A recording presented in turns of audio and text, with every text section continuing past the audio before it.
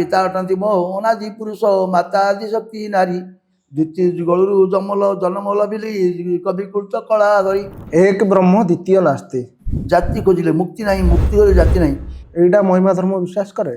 हाँ महिमा धर्म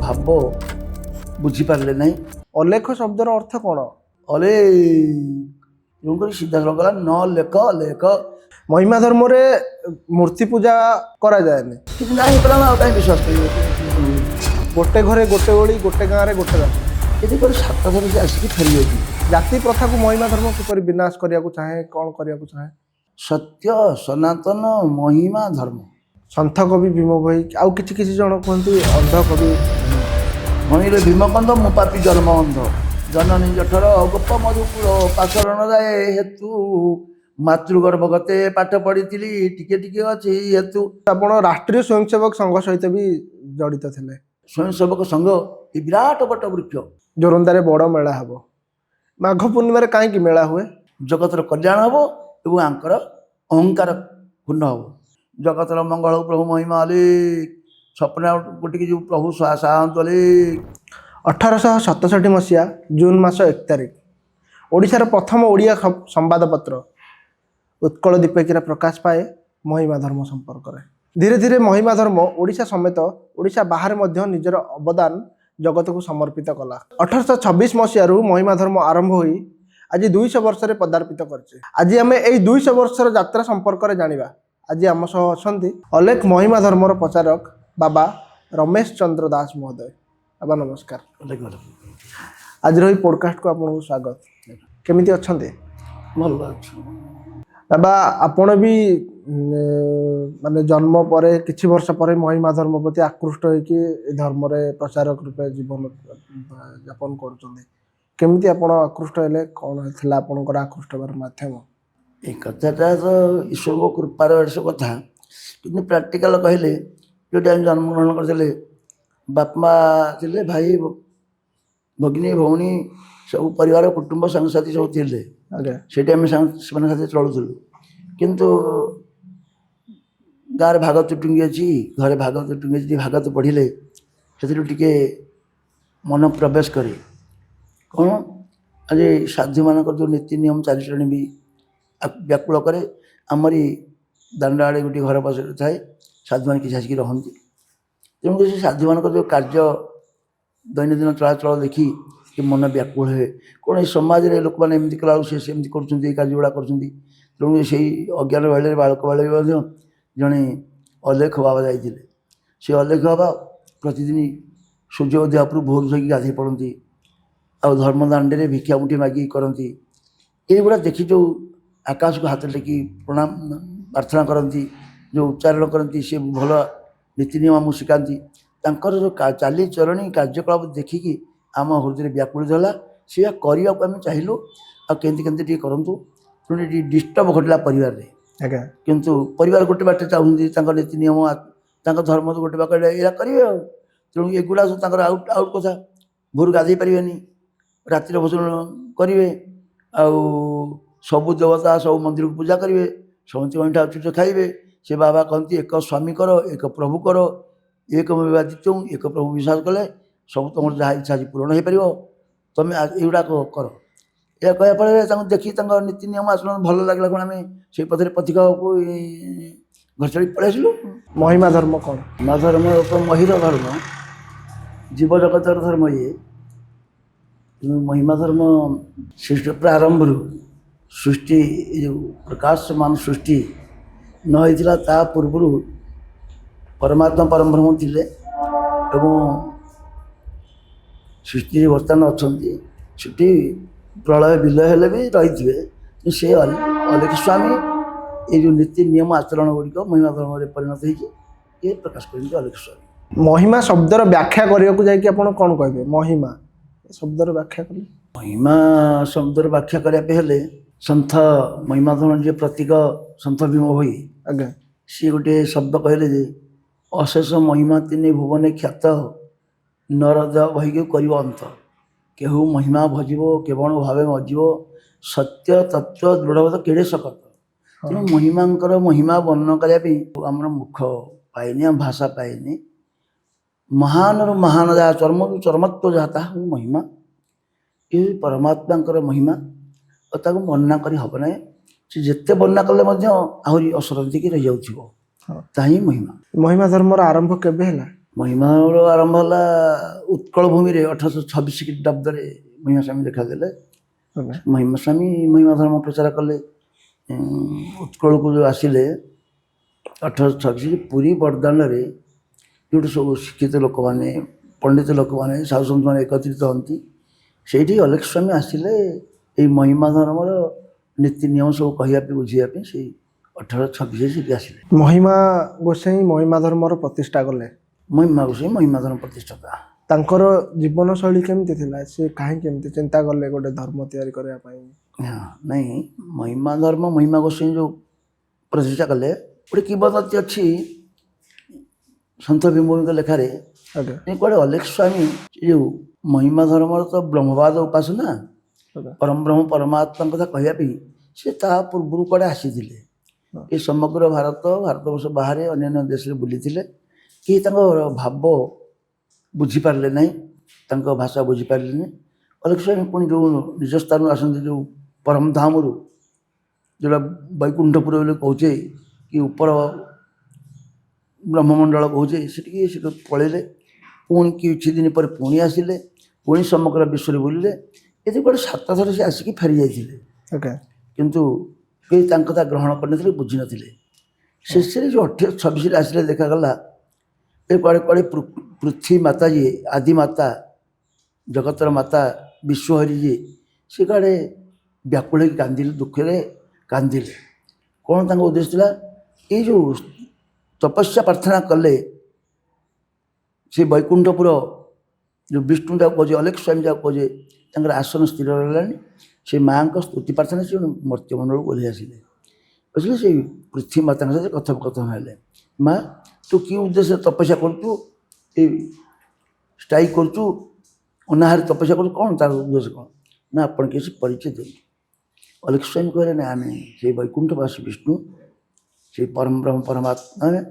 ତେଣୁ କରିକି ଆଉ ଆମେ ତମ କଥା ଓହ୍ଲାଇ ଆସିଛୁ। କ'ଣ ତ ଉଦ୍ଦେଶ୍ୟ? ନା, ପ୍ରଭୁ ଯଦି ଆପଣ ସୃଷ୍ଟିର ସ୍ରଷ୍ଟା, ଏ ସୃଷ୍ଟିରେ ଯେଉଁ ଅସତ୍ୟ, ଅନ୍ୟାୟ, ଅତ୍ୟାଚାର, କଳୁଷିତ ପାପଭାର ବଢ଼ିଯାଉଛି, ସ୍ୱାମୀକି ଦାୟିତ୍ୱ ଦେଇଛନ୍ତି ପୃଥିବୀ ମୁଣ୍ଡେଇକି ଧରିବା ପାଇଁ, ପାପଭାରରେ ମଥା ଫାଟି ଯାଉଛି, ଆପଣ ପୃଥିବୀକି ରକ୍ଷା କରନ୍ତୁ, ଆଉ ଆମକୁ ଏତେ ଦୁଃଖ ଦିଅନ୍ତୁ ନାହିଁ।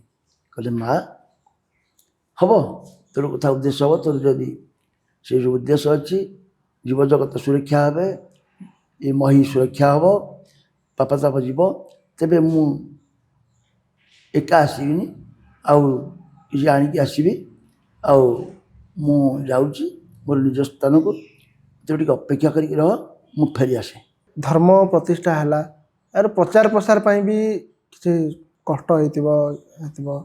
ଆଜି 200 ବର୍ଷରେ ପହଞ୍ଚିଛି, କ'ଣ ଅନୁଭୂତି ଅଛି ଆପଣଙ୍କର ପ୍ରଚାର? ନାଇଁ, ପ୍ରଚାର ହେଲା ତ ସେଇ ଯେଉଁ କହିଲେ ଆମେ 1826 ଖ୍ରୀଷ୍ଟାବ୍ଦରେ, ଆଜ୍ଞା।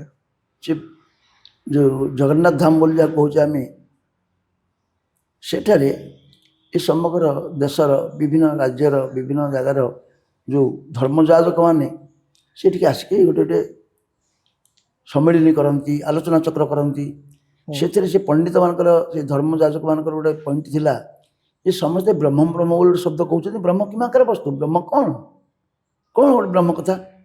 ଏଇ ବିଷୟରେ ତାଙ୍କର ଯେଉଁ ଆଲୋଚନା ପ୍ରଚାରଣା ଚାଲିଲା, ଶେଷରେ ଉପନୀତ ହେଇପାରିଲେ ନାହିଁ। ତେଣୁ ସେ ଚିନ୍ତା କଲେ, ସେ ଧୂଳିରେ ବସୁଛନ୍ତି, ଧୂଳିଆ ବାଜି ବୋଲି କହୁଛନ୍ତି, ଅଲେଖ ସ୍ୱାମୀ କେହି କହୁଛନ୍ତି, କେହି ମହିମା ସ୍ୱାମୀ କହୁଛନ୍ତି, ତାଙ୍କୁ ଆମେ ନିମନ୍ତ୍ରଣ କଲେ କିଛି ସେଇ ବ୍ରହ୍ମଙ୍କ ବିଷୟରେ କହନ୍ତେ।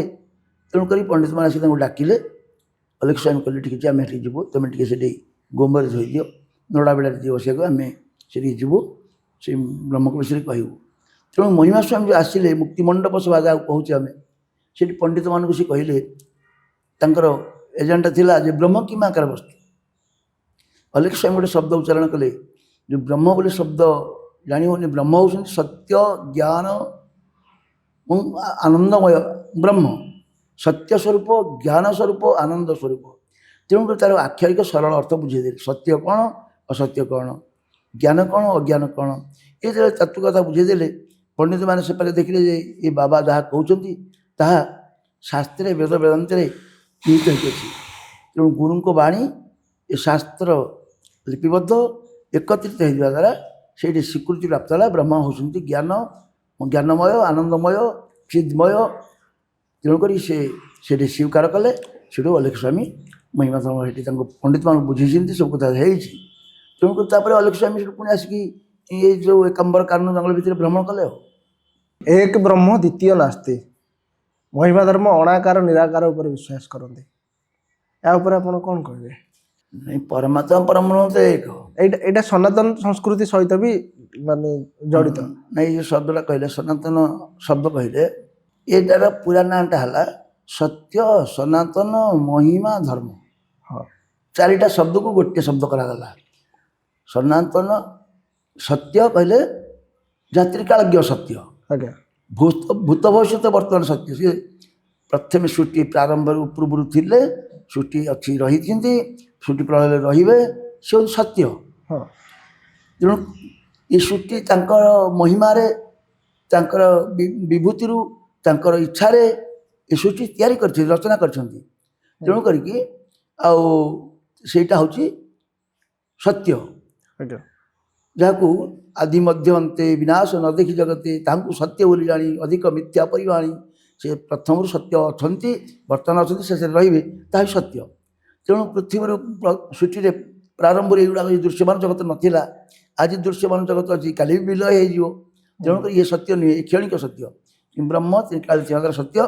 ତେଣୁକରି ସେଇଟାକୁ କୁହାଯାଉଛି ସନାତନ। ସନାତନ ଶବ୍ଦର ଅର୍ଥ ହେଉଛି ପୁରାତନ, ପ୍ରାଚୀନ କାଳ। ସତ୍ୟ, ସନାତନ, ମହିମା। ମହିମା କଲେ ପରମାତ୍ମା ପରବ୍ରହ୍ମଙ୍କ ଏସବୁ ମହିମା। ଦୃଶ୍ୟମାନ ଜଗତ ଯାହା ଏଇ ତରୁ ତୃଣ କୀଟ ପତଙ୍ଗ ଯାହା ଦେଖୁଛେ ସବୁ ତାଙ୍କ ମହିମା, ତାଙ୍କ ବିଭୂତି ଏସବୁ। ତେଣୁ କରିକି ଏଇଟା ହେଉଛି ମହିମା। ଆଜ୍ଞା, ଆଉ ଧର୍ମ ଏ ସୃଷ୍ଟିକି ଯିଏ ଧାରଣା କରି ରଖିଛି, ତମକୁ ଆମକୁ ଯିଏ ଧରି ରଖିଛି, ଏବଂ ସିଏ ହେଉଛନ୍ତି ଧର୍ମପୁରୁଷ। ତେଣୁକରି ତା ନାଁଟା ପୁରା ହେଲା ସତ୍ୟ, ସନାତନ, ମହିମା, ଧର୍ମ। ଯୁଗେ ଯୁଗେ ଅଧର୍ମକୁ ବିନାଶ କରିବା ପାଇଁ ପ୍ରଭୁ ଜନ୍ମ ନିଅନ୍ତି। ଏଇଟା ମହିମା ଧର୍ମ ବିଶ୍ୱାସ କରେ। ହଁ, ମହିମା ଧର୍ମ ଜାଣେ। ଯୁଗେ ଯୁଗେ କ'ଣ, ସତ୍ୟ ତ ସତ୍ୟ ସବୁ କାଳେ ଥାଏ। ଆଜ୍ଞା, ଯେତେବେଳେ ଟିକେ କଳୁଷିତ ଆସେ, ଆଜ୍ଞା, ଟିକେ ଆଉ ଟିକେ ମାର୍ଜିତ କରିବା ପାଇଁ, ଆଜ୍ଞା, ଏ ଲୋକଙ୍କୁ ଟିକେ ଜାଗ୍ରତ କରିବା ପାଇଁ, ଆଜ୍ଞା, ଯଦି ଯେମିତି ଶିକ୍ଷକ କିଛି ବାଳକ ଯଦି ଅନ୍ୟ ମନସ୍କ ହେଇଯାନ୍ତି, ମନନ କରିପାରନ୍ତିନି ଗୋଟେ ଶବ୍ଦକୁ, ଟିକେ କାନ ମୋଡ଼ି ଦିଅନ୍ତି, ଟିକେ ଜାଗ୍ରତ କରିଦିଅନ୍ତି। ସେହିପରି ପରମବ୍ରହ୍ମ ପରମାତ୍ମା ସେଇ ଯେଉଁ ଈଶ୍ୱରଙ୍କ କଥା, ପରମାତ୍ମାଙ୍କ କଥା, କି ବ୍ରହ୍ମବାଦ କଥା ଟିକେ ହଜିଯାଏ ଲୋକଙ୍କ ଭିତରୁ, ଟିକେ ଆଉ ଟିକେ ଜାଗ୍ରତ କରିବା ପାଇଁ ପୁଣି ଆସନ୍ତି। ତାହା ହେଇଥିବ ସଦା ହିଁ ଧର୍ମ ସେ ଗ୍ଲାନି। ଯେତେବେଳେ ଧର୍ମରେ ଗ୍ଲାନି ଘଟେ, ସେତେବେଳେ ଜଣେ ଜଣେ ମହାପୁରୁଷ ରୂପ ଧାରଣ କରିକି ଆସିକି ଆଉ ଟିକେ ଜାଗ୍ରତ କରିକି ଯାଆନ୍ତି ଆଉ। ଆଚ୍ଛା, ମହିମା ଧର୍ମରେ ଯେଉଁ ଅଲେଖ ମହିମା କୁହାଯାଏ, ଅଲେଖ ଶବ୍ଦର ଅର୍ଥ କ'ଣ? ଅଲେଖ ଶବ୍ଦ ହେଉଛି ଆଜ୍ଞା, ବ୍ରହ୍ମ। ବ୍ରହ୍ମ। ଯେଉଁ ବ୍ରହ୍ମଙ୍କ ବିଷୟରେ ହଁ, ଏଇ ଶାସ୍ତ୍ର ସମୂହ ଯେତେ ଋଷିମୁନି ମାନେ ପ୍ରଣୟନ କଲେ, ଆଜ୍ଞା, ସବୁ ତାଙ୍କରି ମହିମା ବର୍ଣ୍ଣନା କଲେ, ହଁ, ଲେଖି ଲେଖି ଚାଲିଲେ। ଯେତେବେଳେ ତାଙ୍କ କଲମ ମୂଳ ଯେଉଁଠି ରହିଗଲା, ଆଉ ଲେଖିପାରିଲେନି, ବର୍ଣ୍ଣନା କରିପାରିଲେନି, ସେଇଠି ସେ ନାଁ ଦେଇଦେଲେ ଅଲେଖ। ତେଣୁକରି ସିଧାସଳଖ ଗଲା ନ ଲେଖ ଲେଖ, ଯାହାଙ୍କ ନାଁ ଲେଖି ହୁଏ ନାହିଁ, ବର୍ଣ୍ଣନା କରି ହୁଏ ନାହିଁ, ତାଙ୍କ ନାଁ ଅଲେଖ। ଆଜ୍ଞା, ଏବଂ ଏଇ ସୃଷ୍ଟି ଜଗତରେ ଏଇ ଯେଉଁ ବିକାଶ ହେଇଛି, ଏଗୁଡ଼ା ହେଉଛି ତାଙ୍କ ମହିମା। ଆଜ୍ଞା, ତେଣୁକରି ଆମେ କରୁଛେ ଅଲେଖ ମହିମା। ହଁ, କ'ଣ ମହିମା? ମହାନ, ତୁମେ ଯାହା ଦେଖ ତାଙ୍କ ମହିମା। ଆଜ୍ଞା, ରଣ ରଣିଆନ ମହତ୍ ମହିୟାନ ଆତ୍ମା, ସବୁ ତାଙ୍କର ବିଭୂତିରେ, ତାଙ୍କ ଆଜ୍ଞାରେ, ତାଙ୍କ ତେଜରେ ଯେଉଁ ପ୍ରକାଶ ହେଇଛି, ତାହା ହିଁ ମହିମା। କିନ୍ତୁ ମୂଳ ହେଲେ ଅଲେଖ ହେଲେ ବ୍ରହ୍ମ, ପ୍ରକାଶମାନ ଜଗତର ସବୁ କଥା ହେଲେ ମହିମା। ତେଣୁ ଦୁଇଟା ଶବ୍ଦକୁ ଆମେ କହିଲେ ଅଲେଖ ମହିମା। ଆଜ୍ଞା, ଯାହା ନାଁ ଲେଖ ସେ ଅଲେଖ। ଅଲେଖ। ମହିମା ଧର୍ମରେ ମୂର୍ତ୍ତି ପୂଜା କୁ ପ୍ରଶ୍ରୟ ଦିଆଯାଏନି, କରାଯାଏନି। ଆ ଉପରେ ଆପଣ କ'ଣ ସଂଜ୍ଞା? ନାଇଁ, ମୂର୍ତ୍ତି ପୂଜା କଲେ ଗୋଟେ ଶବ୍ଦ ତ, ମୂର୍ତ୍ତି କହିଲେ ଆମେ ତ ସବୁ ଗୋଟେ ମୂର୍ତ୍ତି। ଆଜ୍ଞା, ତେଣୁ କରିକି ଆମେ କେଉଁ ମୂର୍ତ୍ତିକି ମହିମା ଧର୍ମ ବିଶ୍ୱାସ କରନ୍ତିନି। ଯେଉଁ ମୂର୍ତ୍ତିରେ ଚେତନ ଅଛି, ଚୈତନ୍ୟ ସତ୍ତା ଅଛି, ସେ କିଛି କାର୍ଯ୍ୟ ନିର୍ବାହ କରିପାରିବେ। ସେଥିରେ କ'ଣ ଅଛି, ସେ ମୂର୍ତ୍ତି ଯେଉଁ ଧାରଣ କରିଛି, ଯେଉଁ ସାକାର ରୂପ ଧାରଣ କରିଛି ଗୋଟେ ଜୀବଟିଏ, ସେଇଥିରେ ଈଶ୍ୱରଙ୍କର ସତ୍ତାଟା ପ୍ରତିବିମ୍ବ ହୋଇକି ଜୀବ ରୂପରେ ରହିଛି। ତାକୁ ଦେଇଛନ୍ତି କର୍ମେନ୍ଦ୍ରିୟ 5, ଜ୍ଞାନେନ୍ଦ୍ରିୟ 5, ଛଅଟା ରିପୁ ସପ୍ତଦଶ ଅବୟବ ସବୁ ଯେଉଁ ଦେଇଛନ୍ତି ସେ କିଛି କରିପାରିବ, ସେ ମୂର୍ତ୍ତିକି ଆମେ ବିଶ୍ୱାସ କରୁ। କିନ୍ତୁ ଯାହା ଦେହରେ ଚୈତନ୍ୟ ସତ୍ତା ନାହିଁ, ଜଡ଼ଟା, ଯେ କୌଣସି ପ୍ରଶ୍ନର ଉତ୍ତର ଦେବ ନାହିଁ, କ୍ଷୁଧାର୍ଥୀକି ଅନ୍ନ ଟିକେ ଦେଇପାରିବନି, ତୁଷାର୍ଥୀକି ଜଳ ଟିକେ ଦେଇପାରିବନି, ଯେ କିଛି ପ୍ରଶ୍ନର ଉତ୍ତର ଦେଇପାରିବନି, ସେ ଯେଉଁ କଳ୍ପନା କରାଇ ଗୋଟେ କାଠରେ ହେଉ, ମାଟିରେ ହେଉ, କାଗଜରେ ହେଉ, ସୁନାରେ, ରୂପାରେ, ଯେକୌଣସି ଧାତୁ ଦ୍ୱାରା ଗୋଟେ ରୂପ ଧାରଣ କରାହେଇଛି, ସେଇଟାକୁ ମହିମାଧର୍ମୀ ବିଶ୍ୱାସ କରନ୍ତିନି। ସେ ଜଡ଼, ଆଉ ସେ କ'ଣ ବିଶ୍ୱାସ କରାଯିବ? ଯେମିତି ଦେହର ଛାଇ, ଜଣେ ନର୍ତ୍ତକ ଯେପରି ନାଚିଲେ ସେ ଛାଇ ବି ନାଚେ, ଏ ହାତ ଠାରିକି ଡାକିଲେ ସେ ହାତ ଛାଇ ବି ଡାକେ, ଏ ମୁଣ୍ଡ ହେଲେ ସେ ଡାକି କରେ, କିନ୍ତୁ ସେଇଟା ମିଥ୍ୟାଟା, ସେଇଟା ଛାୟାଟା, ଏ ଦେହର ଛାୟାଟା। ଏ ଦେହରେ ଚୈତନ୍ୟ ସତ୍ତା ଅଛି, ଜୀବନ ସତ୍ତା ଅଛି, ଜାଗ୍ରତ ସତ୍ତା ଅଛି। ତେଣୁକରି କ୍ଷୁଧାର୍ଥୀକି ଅନ୍ନ ଦେଇପାରିବ, ତୁଷାର୍ଥୀକି ଜଳ ଦେଇପାରିବ, ଜଣେ ପ୍ରଶ୍ନକୁ ତା ଉତ୍ତର ଦେଇପାରିବ। ଯେମିତି ଆମେ ଗୁରୁ ମୋ ପାଖରେ ବିଦ୍ୟା ପଢ଼ିବାକୁ ଗଲେ ସେ ତାକୁ ଆମେ ବିଶ୍ୱାସ କରୁ, ଗୁରୁଙ୍କୁ ବିଶ୍ୱାସ କରୁ। ତେଣୁ କରିକି ଏଇ ମୂର୍ତ୍ତିକି ବିଶ୍ୱାସ କରୁ, କିନ୍ତୁ ଜଳ ମୂର୍ତ୍ତିକି ବିଶ୍ୱାସ ମହିମାଧର୍ମୀମାନେ କରନ୍ତିନି। କିଛି ନା ହେଇପାରିଲା ଆଉ କାହିଁ ବିଶ୍ୱାସ କରିବେ, ହୁଏନି। ମହିମା ଧର୍ମରେ ଏଇଟା ଗୋଟେ ମାନେ କୁହାଯାଏ ଏଇଟା ଭିନ୍ନ, ଗୋଟେ ରାତିରେ ଭୋଜନ କରିବେନି। ଆଉ ଗୋଟେ କଥା ଅଛି, ଗୋଟେ ଘରେ ଗୋଟେ ଓଳି, ଗୋଟେ ଗାଁରେ ଗୋଟେ ରାତି। ଏ ରାତିରେ ଭୋଜନ ନ କରିବାର ବୈଜ୍ଞାନିକ କାରଣ କ'ଣ, ଧାର୍ମିକ କାରଣ କ'ଣ, ସବୁ ମାନେ କାରଣ କ'ଣ ଅଛି ରାତିରେ ଭୋଜନ ନ କରିବାର? ନାହିଁ, ମହିମା ଗୋସ୍ୱାମୀ ଆସିଲେ ଯେଉଁ ସେ କ'ଣ କଲେ, ଜୀବଜଗତ ଯେଉଁ ସ୍ନେହ, ଶ୍ରଦ୍ଧା, ଧନ ସମ୍ପଦ, ଦୌଲତ, ଭୋଗ ବିଳାସରେ ଆବଦ୍ଧ କି ବନ୍ଧନ ହେଇକି ରହିଯାଉଛି, କିପରି ସେ ବନ୍ଧନ ମୁକ୍ତ ଭାବେ ସେ କ'ଣ କରିଦେଲେ, ଯେ ଯେଉଁ ଭିକ୍ଷା ଆସି କରିଲେ ସନ୍ନ୍ୟାସମାନଙ୍କୁ, କାରଣ ସେ ଦୁଇ ପାଦେ ଧର୍ମ ସ୍ଥାପିଲେ, ଦୁଇ ପାଦେ ଧର୍ମ ସ୍ଥାପିଲେ ଶ୍ରୀ ଗୁରୁ ଗୋପାନ ହେଲେ। ଗୋଟେ ପାଦ ହେଉଛି ଗ୍ରାହସ୍ଥରେ ଥାଇକି ଧର୍ମ ପାଳିବ, ଗୋଟିଏ ପାଦ ହେଉଛି ଗୁରୁ ତ୍ୟାଗୀ ହେଇକି ଧର୍ମ ପାଳିବ। ଆଜ୍ଞା। ଇଏ ସାଧୁଙ୍କୁ ଯେଉଁ ସେ ସାଧୁ ଲୋକ, ଏ ତାକୁ କ'ଣ କଲେ, ଯେ କାଳେ ମାୟାରେ ଆବଦ୍ଧ ହେଇଯିବ, ଜଣକ ଗୋଟିଏ ଗାଁକୁ ଗଲେ ଭାଗବତ ଟିକେ ରହିବ କି କାହା ବାରଣ୍ଡାରେ ରହିବ, ତାଙ୍କ ଘରେ ମୁଠିଏ ଖାଇବ, ଦ୍ୱିତୀୟ ଥର ଖାଇବନି। ସେଇ ଗାଁରେ ପୁଣି ଆଉ ଗୋଟିଏ ଜଣଙ୍କ ଘରୁ ଭିକ୍ଷା ମିଳିକି ଗୋଟିଏ ବେଳା ଖାଇବ, ପୁଣି ଟିକେ ସତ୍ସଙ୍ଗ କରିବ, ଆଲୋଚନା କରିବ, ବହିପତ୍ର ପଢ଼ିବ, ପୁଣି ସେଇ ଗାଁ ଛାଡ଼ିକି ଅନ୍ୟ ଗାଁକୁ ଯିବ। କ'ଣ ପାଇଁ ନା ଏ ସଂସାରଟା ଗୋଟେ ଆବଦ୍ଧ ହେଇନି ସ୍ନେହରେ। କ'ଣ ହେଇଛି, ଏ ରୂପେ ସ୍ନେହ ଅବଲମ୍ବୀ, ସଂସାରେ ବନ୍ଦୀ ଯେ କୁଟୁମ୍ବୀ, ଦୁଃଖ ସହି ଏ ଶରୀରେ ନିତ୍ୟ କୁଟୁମ୍ବ ପୋଷିବାରେ, ଏଣୁ କପୋତ ଗୁରୁ। ଏଇଟା କ'ଣ ହେଲା, ଅବଧୂତ କପୋତଟା ଗୋଟେ ଶିଖିଲେ ଯେ ସିଏ ଏଇ ଯେଉଁ ପରିବାର ସ୍ନେହ ଆବଦ୍ଧରେ କାଳେ ବାନ୍ଧି ହେଇକି ଈଶ୍ୱର ଅଭିମୁଖୀ ହେଇପାରୁନି, ଈଶ୍ୱର ଚିନ୍ତା କରିବାରେ ଦୂର ହେଇଯାଉଛି। ତେଣୁକି ଏ ସ୍ନେହରେ ପଡ଼ିକି ବନ୍ଧନ ହେଇଯାଉଛି। ଏ ସ୍ନେହ ଛିଣ୍ଡେଇବା ପାଇଁ ଗାଁକି ରାତି ଘରକୁ ମୁଠିଏ ମହିମା ସ୍ୱାମୀ ଆଦେଶ ଦେଇଥିଲେ। ସେ ସାଧୁମାନେ କରନ୍ତି, ଗାଁକି ରାତି ଘରକୁ ମୁଠିଏ କରନ୍ତି। ଆଉ ବର୍ତ୍ତମାନ ବିଜ୍ଞାନ ବି ମନା କରୁଛି ରାତିରେ ନ ଖାଇବା ପାଇଁ, ସୂର୍ଯ୍ୟାସ୍ତ ପୂର୍ବରୁ ଖାଦ୍ୟ ଗ୍ରହଣ କରିଦେବାଟା ଭଲ। ଆଉ ଏଇଟା ମହିମା ଧର୍ମ 200 ବର୍ଷ ହେଲାଣି ପାଳନ କରି ଆସୁଛି। ଏଇ ଯେଉଁ ରାତ୍ର ଭୋଜନ ନିଷିଦ୍ଧ କଥାଟା କୁହାହେଲା, ଏଇଟା ପ୍ରାତଃ ସ୍ନାନ, ରାତ୍ର ଭୋଜନ ନିଷିଦ୍ଧ, ଏ ଷଷ୍ଠୀ ପ୍ରଣିପାତ କରିବା ଯେଉଁ କଥାଟା ଦେଖାଗଲା, ଆଜ୍ଞା, କେଉଁ କରାଗଲା ନା ରାତ୍ର କାଳ କହିଲେ ଯେଉଁ 12 ଘଣ୍ଟାକୁ 12 ଘଣ୍ଟା ସୂର୍ଯ୍ୟ, 12 ଘଣ୍ଟା ଚନ୍ଦ୍ର। ସୂର୍ଯ୍ୟଟା ହେଉଛି 12 ଘଣ୍ଟା ଭିତରେ, ଯେପରି ବ୍ରହ୍ମାଣ୍ଡରେ 12 ଘଣ୍ଟାକୁ 12 ଘଣ୍ଟା, ଏ ଶରୀରରେ ମଧ୍ୟ ଗୋଟେ ଅଛି, ଆମର ନାଡ଼ି ଅଛି, ଗୋଟେ ଖାଦ୍ୟ ପାକସ୍ଥଳୀ, ଗୋଟେ ମଇଳା ପାକସ୍ଥଳୀ। ଆଜ୍ଞା, ଡାହାଣ ପାଖରେ ନିଶ୍ୱାସ ଯିବା ଆସିବା କଲାବେଳେ ଖାଦ୍ୟ ପାକସ୍ଥଳୀ ବାଟ ଖୋଲିଥାଏ, ଯାହା ଖାଦ୍ୟ ଖାଇଲେ ସେସବୁ ଜୀର୍ଣ୍ଣ ହୋଇଯାଏ। ଆଜ୍ଞା, ତେଣୁ କରିକି ବାମ ପାଖରେ ନିଶ୍ୱାସ ଗଲାବେଳେ ସେ ମଇଳା ପାକସ୍ଥଳୀକି ବାଟ ଖୋଲିଥାଏ, ଯାହା ଖାଦ୍ୟ ଖାଇବ ଜୀର୍ଣ୍ଣ ହୁଏ, କିନ୍ତୁ ଗ୍ୟାସ୍ ସୁଟ୍ ହୁଏ। ତେଣୁ କରିକି ପ୍ରାୟ ଏବେ ପ୍ରାକ୍ଟିକାଲ ଦେଖିବେ, ଯେଉଁ ଗ୍ରାମ ଗହଳି ଯେଉଁମାନେ ରାତ ଭୋଜନ ଟିକେ ଛାଡ଼ିଛନ୍ତି, ଆଉ ତାଙ୍କ ଦେହଟି କ'ଣ ଅଛି, ସେ ମରଣ ବେଳେ ଭଲ ମରଣ ହୁଏ ପ୍ରାୟ 190%। ଆଉ 10% ପ୍ରାରବ୍ଧକ କର୍ମ ଖଣ୍ଡନ ନ କରିପାରି ତପସ୍ୟାରେ କିଛି ଯନ୍ତ୍ରିତ ହୁଅନ୍ତି, ଦୁଃଖ ପାଆନ୍ତି। କିନ୍ତୁ ରାତ୍ର ଭୋଜନ ହେବା ଦ୍ୱାରା ଯେଉଁ ଜାଗ୍ରତ ରହେ ଶରୀର, ଆଳସ୍ୟ ବେଶୀ ଆସେ ନାହିଁ। ତେଣୁକରି ରାତ୍ର ଭୋଜନଟା ଏଇଟା ବି ଗୁରୁ ଆଜ୍ଞା, ଶାସ୍ତ୍ର ସମ୍ମତ। ଏ ରୋଗ ବ୍ୟାଧିରୁ ବଞ୍ଚିବା ପାଇଁ ପ୍ରାଣୀ ଜଗତ କିଭଳି ଯେଉଁ ଦିନକୁ ଦିନ ରୋଗ ବ୍ୟାଧିରେ ସଢ଼ି ଯାଉଛନ୍ତି, ଯନ୍ତ୍ରିତ ହୁଅନ୍ତି, ସେଇଥିପାଇଁ ଅଲେଖ ପୁଣି ପୂର୍ବ କଥା, ପ୍ରାଚୀନ କାଳ କଥା ଜାଗ୍ରତ କରିଦେଲେ।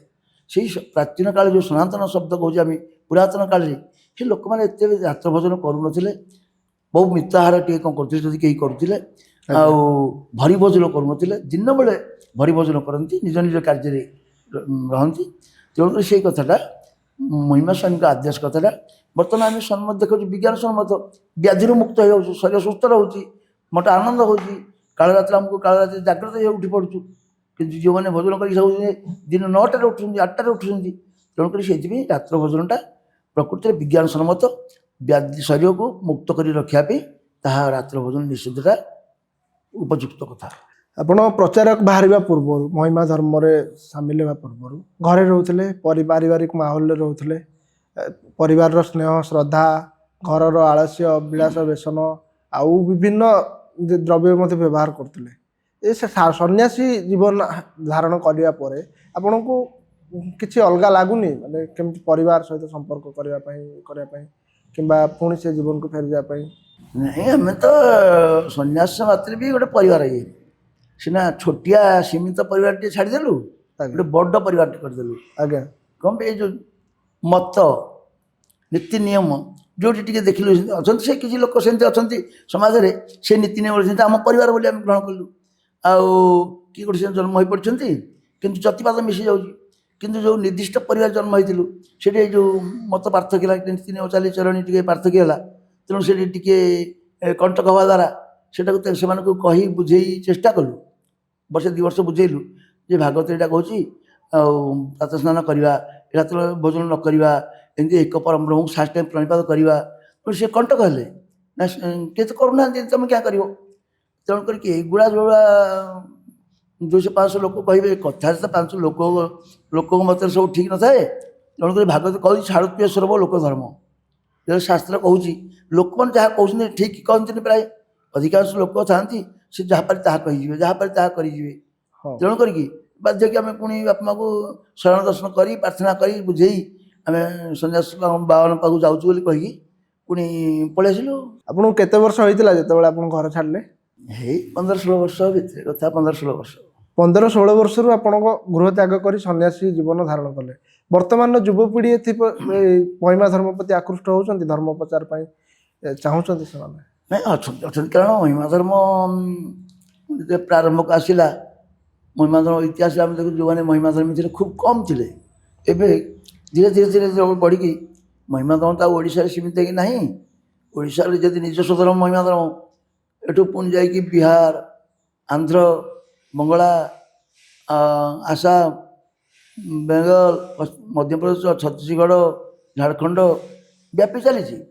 ବାହାରେ ନେପାଳରେ କିନ୍ତୁ ଆମର ମଠ ମନ୍ଦିର ଅଛି, ଭକ୍ତ ଅଛନ୍ତି। ତେଣୁ ଏ ମହିମା ଧର୍ମ ବର୍ତ୍ତମାନ ବଢ଼ୁଛି ନା। ପଶ୍ଚିମ ଓଡ଼ିଶାରେ ଯେଉଁ ଆଦିବାସୀ ଲୋକମାନେ ମହିମା ଧର୍ମରେ ପ୍ରବେଶ କରୁଛନ୍ତି, ଅଧିକାଂଶ ଲୋକ ଗୋଟେ ଗୋଟେ ଜାଗାରେ 50 ଲୋକ, 100 ଲୋକ, 200 ଲୋକ ଦୀକ୍ଷା ନେଉଛନ୍ତି ସ୍ୱାମୀ ସ୍ତ୍ରୀ। ତେଣୁ ମହିମା ଧର୍ମ ବଢ଼ି ଚାଲିଛି ନା, କମୁନି। ମହିମା ଧର୍ମର ସର୍ବାଧିକ ପ୍ରଚାର ସେତେବେଳେ ଭୀମ ଭୋଇଙ୍କ ସମୟରେ ହେଲା, ତାଙ୍କ ଲେଖାରେ ହେଲା, ତାଙ୍କ ବାଣୀରେ ହେଲା। ମହିମା ଧର୍ମରେ ଆଉ ତାଙ୍କର କ'ଣ ଭୂମିକା ରହିଛି, କେବଳ ପ୍ରଚାରରେ ନା ଆଉ କିଛି? ନାଇଁ, ସନ୍ଥ ଭୀମ ଭୋଇ ଯେଉଁ ଆସିଲେ, ଆଜ୍ଞା। ଅଲେଖ ସ୍ୱାମୀ ଯେଉଁ ଆଗରୁ ଟିକେ ମୁଁ କହିଦେଇଛି, ପୃଥ୍ୱୀ ମାତା କାନ୍ଦିଲା ବେଳେ ଯେଉଁ ଆସିଥିଲେ, ଆଜ୍ଞା। ଗୋଟେ ଫେରିଗଲା ବେଳେ ନିଜ ସ୍ଥାନକୁ ଫେରିଗଲେ ବୈକୁଣ୍ଠପୁରକୁ। ସେ ସନ୍ଥ ଭୀମ ଭୋଇ ଯିଏ, ସେ ସେଠିକାର ଲୋକ। ଅଧିକାଂଶ ବହିରେ ଲେଖା ଅଛି ଏବଂ ଅଧିକାଂଶ କହନ୍ତି ସାଧାରଣତଃ ଯେ ସେ ନିତ୍ୟମଣ୍ଡଳର ରାଧିକା ଥିଲେ। ତେଣୁ ବ୍ରହ୍ମମଣ୍ଡଳରେ ଥିଲେ ଯେତେବେଳେ ଏଇଠି ଆଲୋଚନା କଲେ ଅଲେଖ ସ୍ୱାମୀ ଯେ ଆମେ ନରଲୋକକୁ ଯାଉଛୁ, ବ୍ରହ୍ମ କଥା କହୁଛି, କେହି ବୁଝୁନାହାନ୍ତି। ତେଣୁ ସନ୍ଥ ଭୀମ ସେଇଠି ଥିଲେ, ଶୁଣିଲେ ସବୁ, କହିଲେ ପ୍ରଭୁ କିଏ ବୁଝୁନାହାନ୍ତି? ନା ନରଲୋକମାନେ ମର୍ତ୍ତ୍ୟମଣ୍ଡଳରେ ବୁଝୁନାହାନ୍ତି। ପ୍ରଭୁ ମୋତେ ଟିକେ ନେଲେ ମୁଁ ଟିକେ ଦେଖିବା ଆସୁନି ନରଲୋକ। ତେଣୁ ଏଇଟା ଭୀମ ଭୋଇ ଲେଖିଲେ। ଅଭୟ ମଣ୍ଡଳରେ ଅନାଦି ଯୋଗେଶ୍ୱର, ବିଚାର କଲା ବେଳେ ଥିଲି ମୁସିଚା ମୋର, ଆଜ୍ଞା ଦେଲେ ମୁଁ ହେବି ପ୍ରଭୁ ଧମତାର, ମୁହିଁ ବୋଇଲି ମୋତେ ମର୍ତ୍ତ୍ୟରେ ଜାତ କର, କୃପା କରି ବୋଇଲେ ଯାଅ ଶିରେ କୁମର, ମୁହିଁ ଯାଉଛି ଆଗେ ତୁ ପଛେ ଶୁଭ କର, ଅନନ୍ତ କୋଟି ସାଧୁ 64 ସିଦ୍ଧ ମୋର, ଅଚେତା ହୋଇ ଜନ୍ମିଛନ୍ତି ଗୃହ ଭିତର, ଭେଟ ପାଇବୁ ଦୀକ୍ଷା ଉଦେ ପୂର୍ବ ଦିଗର, ବସିବନି ବିପଦ ତ ହୃଦ କନ୍ଦର, ଶୂନ୍ୟ ମହିମା ଧୁନି ହେବ ସ୍ଥାପନ, ଅମନ ମନ୍ଦିରକୁ କର ଗମନ। ତେଣୁ ଭୀମ ଭୋଇ ସେଇ ବୈକୁଣ୍ଠପୁର ନିଗମ ଭୁବନ, ଯେଉଁ ଅମର ଭୁବନ, ସେଇ ବୈକୁଣ୍ଠ ଧାମରେ ଥିଲେ। ସେ ଅଲେଖ ସ୍ୱାମୀ କଥା ଶୁଣିକି କଥା ସବୁ କହିଲେ। ସିଏ ମହିମା ସ୍ୱାମୀ କହିଲେ ଠିକ୍ ଅଛି ସନ୍ଥ ଭୀମ ତୁ ଯଦି ଯିବୁ ମୁଁ ଆଗେ ଆସୁଛି ତୁ ପଛେ ଆସ ମୁଁ ପୂର୍ବ ଓଡ଼ିଶାରୁ ତୁ ପଶ୍ଚିମ ଓଡ଼ିଶାରେ ଆସ। ତେଣୁ ଭୀମ ଭୋଇ ଯେତେବେଳେ ଆସିଲେ ମର୍ତ୍ତ୍ୟମଣ୍ଡଳକୁ ଆଜ୍ଞା ସେ ଆସିଲେ 1850ରେ ଆସିଲେ। 1850ରେ ଆସିଲେ ତାଙ୍କର ତ ଆଉ କିଛି କିମ୍ବଦନ୍ତୀ ନାହିଁ କେଉଁଠି ଜନ୍ମକୁ ପରିବାରରେ ଜନ୍ମଗ୍ରହଣ କଲେ ବୋଲି।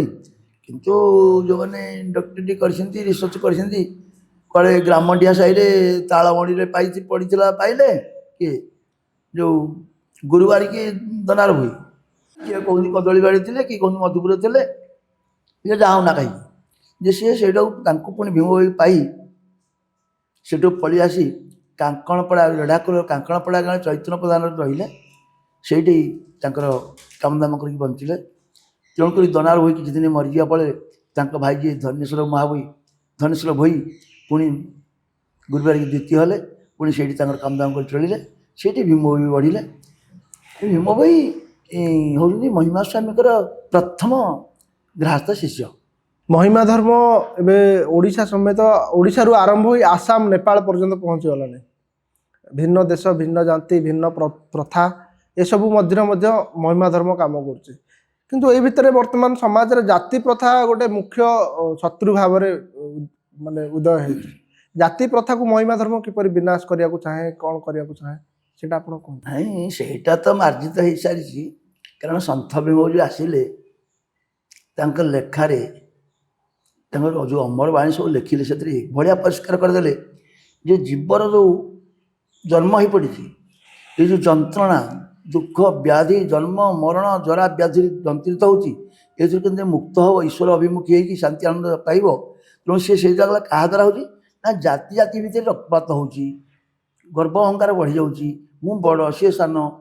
କିନ୍ତୁ ସମସ୍ତେ ଆମେ ତ ଆମ ଭାରତ ବର୍ଷ ଭିତରେ ବେଦ ବେଦାନ୍ତ ଅଛି ସେଥିରେ ଗୋଟେ ଶବ୍ଦ ଅଛି ବସୁଧୈକ କୁଟୁମ୍ବଂ।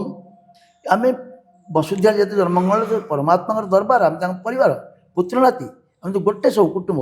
ଏତେ ଜାତି କେଉଁଠି ହେଲା ଏ ବ୍ରାହ୍ମଣ କ୍ଷତ୍ରିୟ ବୈଶ୍ୟ ଶୂଦ୍ର ଏତେ ବର୍ଣ୍ଣ କେଉଁଠି ଆସିଲା 36 ବାଟକ ବର୍ଣ୍ଣ।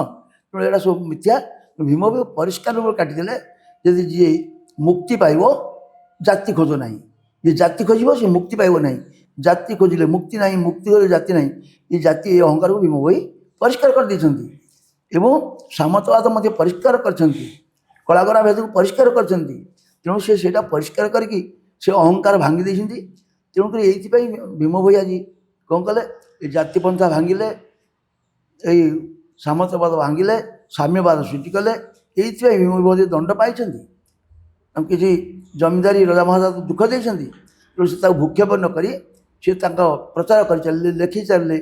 ତେଣୁ ଲେଖିବା ତାଙ୍କ ଲେଖା ଆଜି ଆମେ ଆଜି ଯେଉଁ 4.5 କୋଟି ଓଡ଼ିଆ ଲୋକ ଆଜି ଆମେ ଅଛେ ଆମର ଗୋଟେ ଗର୍ବ ଗୌରବ ଗାରିମା କଥା। କ'ଣ ପାଇଁ ଜଣେ ଓଡ଼ିଆ ଲୋକ ଓଡ଼ିଆ ସନ୍ଥ ଓଡ଼ିଆ କବି ସନ୍ଥ ଭୀମ ଭୋଇ ଓଡ଼ିଆ ଭାଷା ଓଡ଼ିଆ କଥାକୁ ନେଇକି ଏଭଳିଆ ନେଇ କହିଦେଲେ ଜଗତ ଚିନ୍ତା କରିଦେଲେ ଜଗତ ପାଇଁ ଈଶ୍ୱରଙ୍କ ନିକଟରେ ସମର୍ପିତ ହେଇଗଲେ। ସମସ୍ତେ ପ୍ରାଣୀ ଜଗତ କେମିତି ଶାନ୍ତି ଆନନ୍ଦରେ ରହନ୍ତୁ ଅନବସ୍ତ୍ର ପାଆନ୍ତୁ। ତେଣୁ କରିକି ଏଇ ଭାଷା ତାଙ୍କ ଲେଖାକୁ ମିଳିତ ଜାତିସଂଘ ଯାଇକି ଲମ୍ବିଗଲା। କମ୍ ଗର୍ବ କଥା ଇଏ। ତେଣୁ ସନ୍ଥ ଭୀମଙ୍କର ଏ ଅବଦାନ ଅତୁଳନୀୟ ଦେଶ ପାଇଁ ରହିଲା ଏ ଦେଶ ପାଇଁ। ତେଣୁ ଜାତିପ୍ରଥା ଭାଙ୍ଗିଛନ୍ତି ଆଉ ସାମନ୍ତବାଦ ଭାଙ୍ଗିଛନ୍ତି। ତେଣୁ ଭୀମ ଭୋଇ ଏଥିପାଇଁ ଆଜି ବିଶ୍ୱବନ୍ଦନୀୟ ବିଶ୍ୱପୂଜନୀୟ ହେଇକି ରହିଯାଇଛନ୍ତି। ମହିମା ଧର୍ମକୁ ବିଶ୍ୱରେ ବିଭିନ୍ନ ପ୍ରାନ୍ତରେ ପହଞ୍ଚାଇବା ଭୀମ ଭୋଇଙ୍କ ପ୍ରୟାସ ମାନେ ଅପାର ଥିଲା। ସନ୍ଥ କବି ଭୀମ ଭୋଇ ଆଉ କିଛି କିଛି ଜଣ କୁହନ୍ତି ଅନ୍ଧ କବି ଭୀମ ଭୋଇ। ଏଇ ତାଙ୍କର ଜନ୍ମାନ୍ଧ ନା ପରବର୍ତ୍ତୀ ସମୟରେ ଦୃଷ୍ଟି ଶକ୍ତି ହରାଇବା ଏ ସମ୍ପର୍କରେ ଆପଣ କ'ଣ କହିବେ? ନାଇଁ ଭୀମ ଭୋଇ ଯେଉଁଗୁଡ଼ା କଲେ ଯେଉଁ ସାମନ୍ତବାଦ ଭାଙ୍ଗିଲେ ଜାତି ଭାଙ୍ଗିଲେ କିଛି ଅହଙ୍କାରୀ ମୁଷ୍ଠିମୟ ଲୋକ ସେ କ'ଣ କଲେ ସେ ସନ୍ଥକୁ ଦବେଇବା ପାଇଁ ତାଙ୍କୁ ଯେତେବେଳେ ନାନା ପ୍ରୟାସ ଜାରି ରଖିଲେ ଯେ ଅନ୍ଧ କନ୍ଧ ନିରକ୍ଷର ଏ ଯେଉଁ କହିଲେ ଭୀମ ଭୋଇ ଅନ୍ଧ ନୁହନ୍ତି କନ୍ଧ ନୁହନ୍ତି ନିରକ୍ଷର ନୁହନ୍ତି। ହଁ ତେଣୁ କରିକି ଭୀମ ଭୋଇ ନିଜେ କହିଛନ୍ତି ଯେ ହଣିରେ ଭୀମକନ୍ଧ ମୁଁ ପାପି ଜନ୍ମ ଅନ୍ଧ। ଏ ଯେଉଁ କଥା କହିଲେ ଏଇଟା କେଉଁଠି ଲେଖିଛନ୍ତି ନା ସିଏ ଯେତେବେଳେ ଆସିଲେ 1850ରେ ତାଙ୍କୁ 1854ରେ ଅଲେଖ ସ୍ୱାମୀ ଯାଇକି ତାଙ୍କୁ ଦେଖାହେଲେ ରେଢ଼ାଖୋଲ କାଙ୍କଣପଡ଼ା ଗ୍ରାମରେ ଗୋଟେ ରାତିରେ। ଏ ମହିମା ସ୍ୱାମୀ ଦେଖାଦେଲେ 4 ବର୍ଷର ଛୁଆକୁ। ଭୀମ ଭୋଇ କହିଲେ ପ୍ରଭୁ ଆଉ କ'ଣ କୁଆଡ଼େ ବିଜେ କଲେ କୃପା କଲେ ଆଦେଶ ଦିଅନ୍ତୁ। ମହିମା ସ୍ୱାମୀ କହିଲେ ଭୀମ ତୋତେ ମୁଁ ଆଣିଥିଲି ମହିମା ବର୍ଣ୍ଣନା କରିବା ପାଇଁ, ମହିମା ପ୍ରଚାର କରିବା ପାଇଁ, ଚୁପଚାପ ବସିଯାଇଛୁ। ସିଏ କହିଲେ ପ୍ରଭୁ ଏଇ ଯେଉଁ ମାୟା ପ୍ରପଞ୍ଚ ଚକ୍ଷୁରେ, ଏ ରକ୍ତମାଂସ ଚକ୍ଷୁରେ ମୁଁ ଏଇ ମାୟା ପ୍ରପଞ୍ଚ ଜଗତକୁ ଦର୍ଶନ କରୁଛି, ମୋର ଜ୍ଞାନ ଶୂନ୍ୟ ହେଇଯାଉଛି, ବୁଦ୍ଧିମଣା ହେଇଯାଉଛି, କିପରି କରିବି? ଅସ୍ତୁ କରିଦେଲେ, ଆଖି ଦିଟା ଚାଲିଗଲା। ସେଠୁ ଦିବ୍ୟଜ୍ଞାନ ଦେଲେ, ପ୍ରଭୁ ଲେଖିବି କିପରି? ଅଲେଖ ସ୍ୱାମୀ କହିଲେ ଠିକ୍ ଅଛି, ତୁ ଡାକିବୁ ମୁଁ ଚାଲି ଯାଉଛି, ମୁଁ ପଠେଇଦେବି। ପୁଣି ଅଲେଖ ସ୍ୱାମୀ ଅନ୍ତର୍ଧ୍ୟାନ ହେଇକି 1:30 ରାତିରେ ପୁଣି ପଳେଇସିଲେ କପିଳାସକୁ। ପଳେଇ 4 ଜଣ ବ୍ରାହ୍ମଣ ପଣ୍ଡିତ ଟିକେ ପଠେଇଲେ, ଯା ତେବେ ଏଠି ଲେଖିବ ଭୀମ ଡାକିବେ। ଯେଉଁ ବାସୁ ପଣ୍ଡା, ହରି ପଣ୍ଡା, ମାର୍କଣ୍ଡ ପଣ୍ଡା, ଧନେଶ୍ୱର 4 ଜଣ ପଣ୍ଡିତକୁ ପଠେଇଲେ। ସିଏ ଭୀମ ଭୋଇ ପାଖରେ ବସିଲେ, 4 ପା ବସେଇକି ଭୀମ ଭୋଇ ପ୍ରଥମ ପଣ୍ଡିତକୁ ପ୍ରଥମ ଭଜନ ପ୍ରଥମ ପଦ ଡାକିବେ। ଲେଖ ବନ୍ଦନା ପାଦପଦ୍ମକୁ ଧ୍ୟାଇ ଅରୁପାନନ୍ଦକୁ ଧ୍ୟାଇ ସ୍ୱାମୀ ପୟରକୁ। ଇଏ ପଣ୍ଡିତ ଲେଖିଲକୁ ପୁଣି ଦ୍ୱିତୀୟ ପଣ୍ଡିତକୁ ଦ୍ୱିତୀୟ ଭଜନର ପ୍ରଥମ ପଦ ଡାକିବେ। ଲେଖ ବିଚାରି କରିଚିଲ ଚାରି ଯୁଗେ ନାମ ବ୍ରହ୍ମ ଅଟେ ଅନନ୍ତ କେ।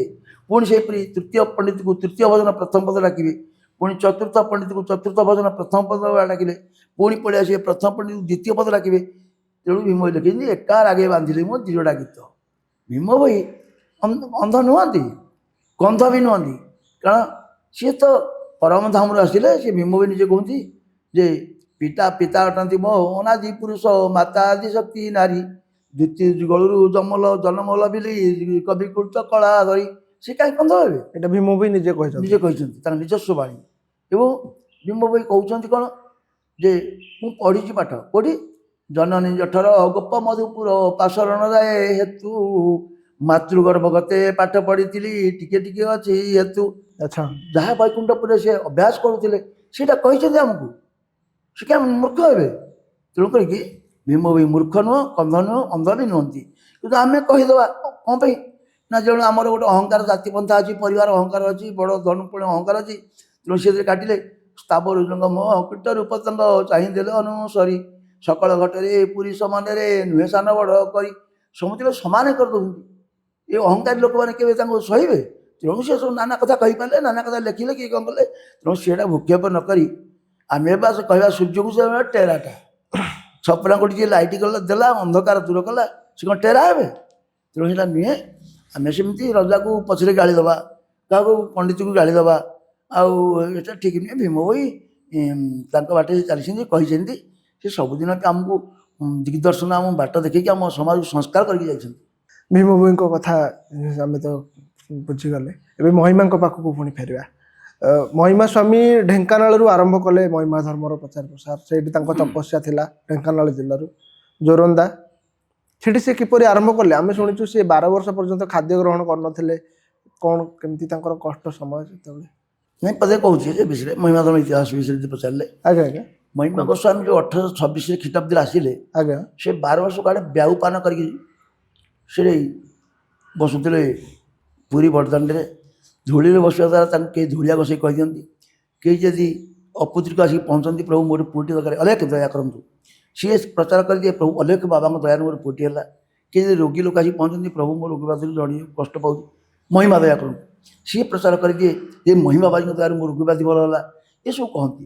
ତେଣୁ ସ୍ୱାମୀ ଏଠି ପଳେଇ ଆସିକି ଏଇ ଯେଉଁ ଏକାମ୍ବର କାନନ ଭିତରେ ମହିମା ଧର୍ମ 1826ରୁ 1838 12 ବର୍ଷ କାଳ ଭ୍ରମଣ କରି ସିଏ ଏଠି କ'ଣ କଲେ, ସବୁ ଅଲେଖ ମହିମା ଧର୍ମ ଟୁଙ୍ଗି ଯେଉଁ କହନ୍ତି ଉପାସନା ପୀଠ, ଏମିତି 50-60ଟି ଗାଁରେ ଆରମ୍ଭ କଲେ। ଯେଉଁଟାକି ବର୍ତ୍ତମାନ ଯେଉଁ ବସିଛି ଆମେ କଳାରାହାଙ୍ଗ, ଡମଣା, ପଟିଆ, ଦାଠୁଙ୍ଗ, ଅନ୍ଧାରୁଆ, ଚନ୍ଦକା, ମଳିପଡ଼ା, ଘାଟିକିଆ, ବମିଖାଲ, ନୂଆପଲ୍ଲୀ, ରଘୁନାଥପୁର, ଦାଢ଼ା, ଏସବୁ କରିଛନ୍ତି। ଆଉ 1826ରୁ 1838 ସବୁ କରିଦେଇକି 38ରେ ପଳେଇଲେ କପିଳାସ। କପିଳାସରେ ଅଲେଖ ସ୍ୱାମୀ କ'ଣ କଲେ ନା ସେଠି ଗୋଟେ ଅର୍କ ଗୁମ୍ଫା ଅଛି, ସେଠି ଆତ୍ମଯୋଗ ସମାଧିରେ ବସିଲେ। ସେ ତଳେ ଗୋଟେ ଶବରପଲ୍ଲୀ ଗାଁଟି ଅଛି, ଦେ ଗାଁ ବୋଲି। ସେଇ ଗାଁର ଶବର ଜଣେ ସଦାନନ୍ଦ ନାମକ ଶବର, ସିଏ ପାହାଡ଼କୁ ସବୁଦିନ କିଛି ଫଳମୂଳ ଆଶାରେ ଯାଏ। ସେଦିନ ଯାଉ ଯାଉ କେମିତି ତାଙ୍କର ଶକ୍ତି ଟାଣିହେଲା, ଯେଉଁ ଚକାପଥର ଉପରେ ଅଲେଖ ସ୍ୱାମୀ ବିଜେ କରିଛନ୍ତି, ବିରାଟ ଅନନ୍ତ ନାଗ ତାଙ୍କୁ ଢାଙ୍କି ରଖିଛି। ଏ ସର୍ପକୁ ଦେଖି ସଦାନନ୍ଦ ମୂର୍ଚ୍ଛିତ ହେଇକି ପାତ୍ରରେ ପଡ଼ିଗଲା। ଏ ସର୍ପ ତ ମୋତେ ଖାଇଦେବ। ତେଣୁ ପଡ଼ିଗଲା ପରେ ଯୁଗେ ଯୁଗେ ଏ ଜାତିର ଯେଉଁ ଆଦିବାସୀ ଲୋକ, ଯାହାକୁ କହୁଛେ ଆଦିମ ଯୁଗର ଆଦିବାସୀ ଲୋକ, ଶବର ଜାତି ଲୋକମାନେ, ସେ ସବୁ ଯୁଗେ ଯୁଗେ ପ୍ରଭୁର ଭକ୍ତ ହେଇଥାନ୍ତି। ଯେପରି ରାମଚନ୍ଦ୍ରଙ୍କୁ ଗୃହକ ଶବର, ଯେପରି ତାଙ୍କୁ କୃଷ୍ଣଙ୍କୁ ସବୁରୁଣୀ ଏସବୁ ଦେଇଥାଏ, ସେପରି ମହିମା ସ୍ୱାମୀ ସେ ସଦାନନ୍ଦ ଶବର କ'ଣ କଲା, ମହିମା ସ୍ୱାମୀ ଆଦେଶ ଦେଲେ, ଉଠ ଉଠ ସଦାନନ୍ଦ। ଉଠିଲା ବେଳକୁ ଭୟଙ୍କର ସ୍ୱରୂପ ଦେଖିପାରିଲେ ନାହିଁ। ତୁମେ ଆମକୁ ଟିକେ ଭିକ୍ଷା ଯୋଗାଇ ଦିଅ। ପ୍ରଭୁ କି ଯୋଗାଇବି ନା, ଧୂନି ନିମିତ୍ତ ଶୁଷ୍କ କାଠ ଦ୍ୱିଖଣ୍ଡ, ଆହାର ନିମିତ୍ତ ଫଳମୂଳ ସିଝିକି ଦିଟା। ତେଣୁ ସଦାନନ୍ଦ ତାଙ୍କୁ 12 ବର୍ଷ ଫଳହାର ଯୋଗାଇଥିଲେ। ତାଙ୍କ ନାଁ ଫଳହାରୀ ଗୋଷୀ ହେଇଥିଲା। ତତ୍କାଳୀନ ରାଜା ଯିଏ ଭାଗୀରଥ ବମ୍ରବର ବାହାଦୁର ଥିଲେ, ଅପୁତ୍ରିକ ଥିଲେ, ତାଙ୍କୁ ସ୍ୱପ୍ନ ହେଲା ସେ ରଜାରାଣୀରେ ପହଞ୍ଚିଲେ, ତାଙ୍କୁ କ୍ଷୀର ଯୋଗାଇଥିଲେ ପ୍ରଭୁଙ୍କ ଆଜ୍ଞାରେ। କ୍ଷୀରହାରୀ ଗୋଷୀ ହେଲା। ସେଠୁ 1862 ସେ ସମାଧି ସାରିକି ପୁଣି ଏଠି ପ୍ରତ୍ୟାବର୍ତ୍ତନ କଲେ। ଏଇ ଯେଉଁ ଆଜି ଖୋର୍ଦ୍ଧା ଜିଲ୍ଲା ବୋଲି ଯାହାକୁ କହୁଛେ, କି ଭୁବନେଶ୍ୱର ଯାହାକୁ କହୁଛେ, ଏଠି ପୁଣି ବୁଲିକି ଏଠୁ ପୁଣି ମାଳବିହାରପୁର ଗୋଟେ ଗ୍ରାମ ଗଲେ, ବାଙ୍କି ରାଜ୍ୟର ମାଳବିହାରପୁର ଗ୍ରାମରେ ବାଙ୍କିରେ ତାକୁ ଦୀକ୍ଷିତ କରି କହିଲେ, ଜଗତ କଲ୍ୟାଣ ପାଇଁ ଗୋଟିଏ ବାବୁ ମନ୍ଦିରଟେ କରି ଧ୍ୱନି ପକେଇବା, ଧ୍ୱନି ଜଳେଇବା।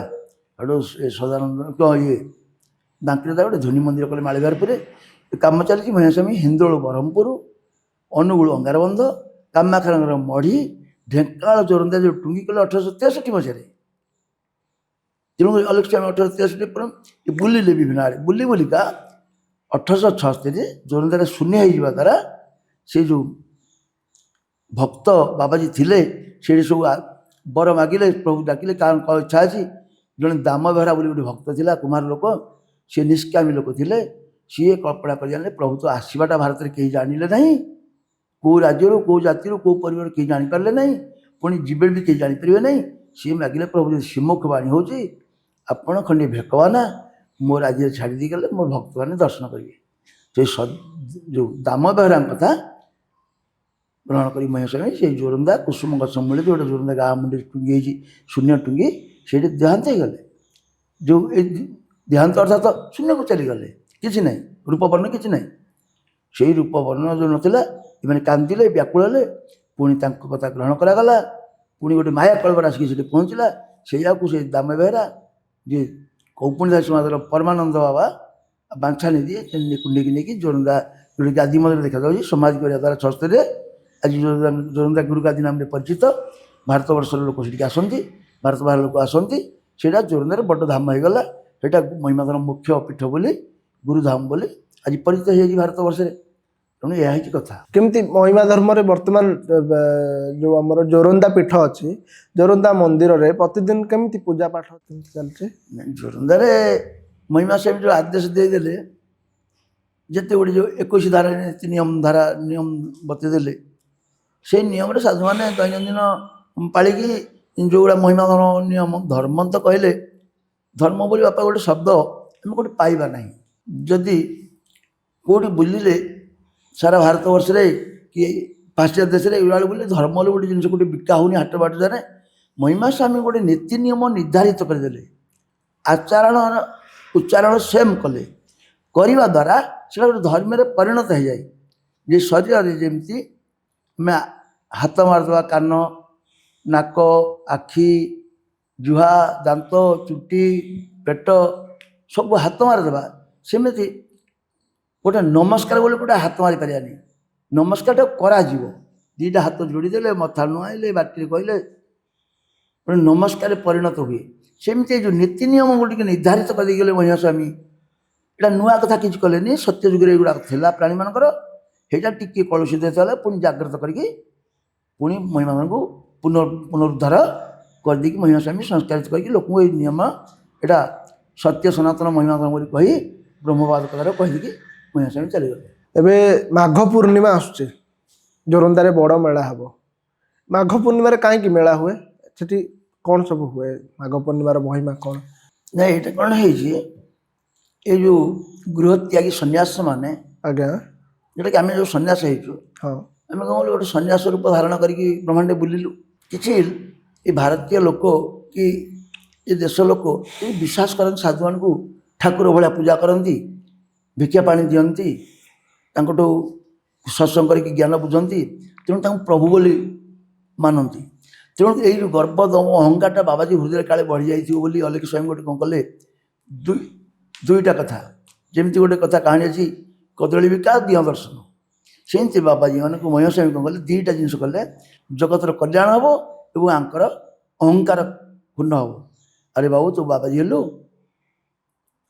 ଆଉ ଏ ଗୃହସ୍ଥ ଜଗତର ଯେଉଁ ଖାଇଲୁ ପିଇଲୁ ଋଣୀ ହେଇଗଲୁ, ଜଗତର କଲ୍ୟାଣ କରିବା ପାଇଁ ହେଲେ ଅଲେଖ ସ୍ୱାମୀ ଯେଉଁ ଧ୍ୱନି ସ୍ଥାପନା କରିଛନ୍ତି, ଯୋକେ ମୁଁ ଯେଉଁ ଧ୍ୱନି ପକାଇ ଦେଉଛି ଲୋକର ଦ୍ୱାରସ୍ଥ ହେବୁ। ବାବୁ କ'ଣ ଦେଲୁ ଟିକେ ଯଜ୍ଞକୁ?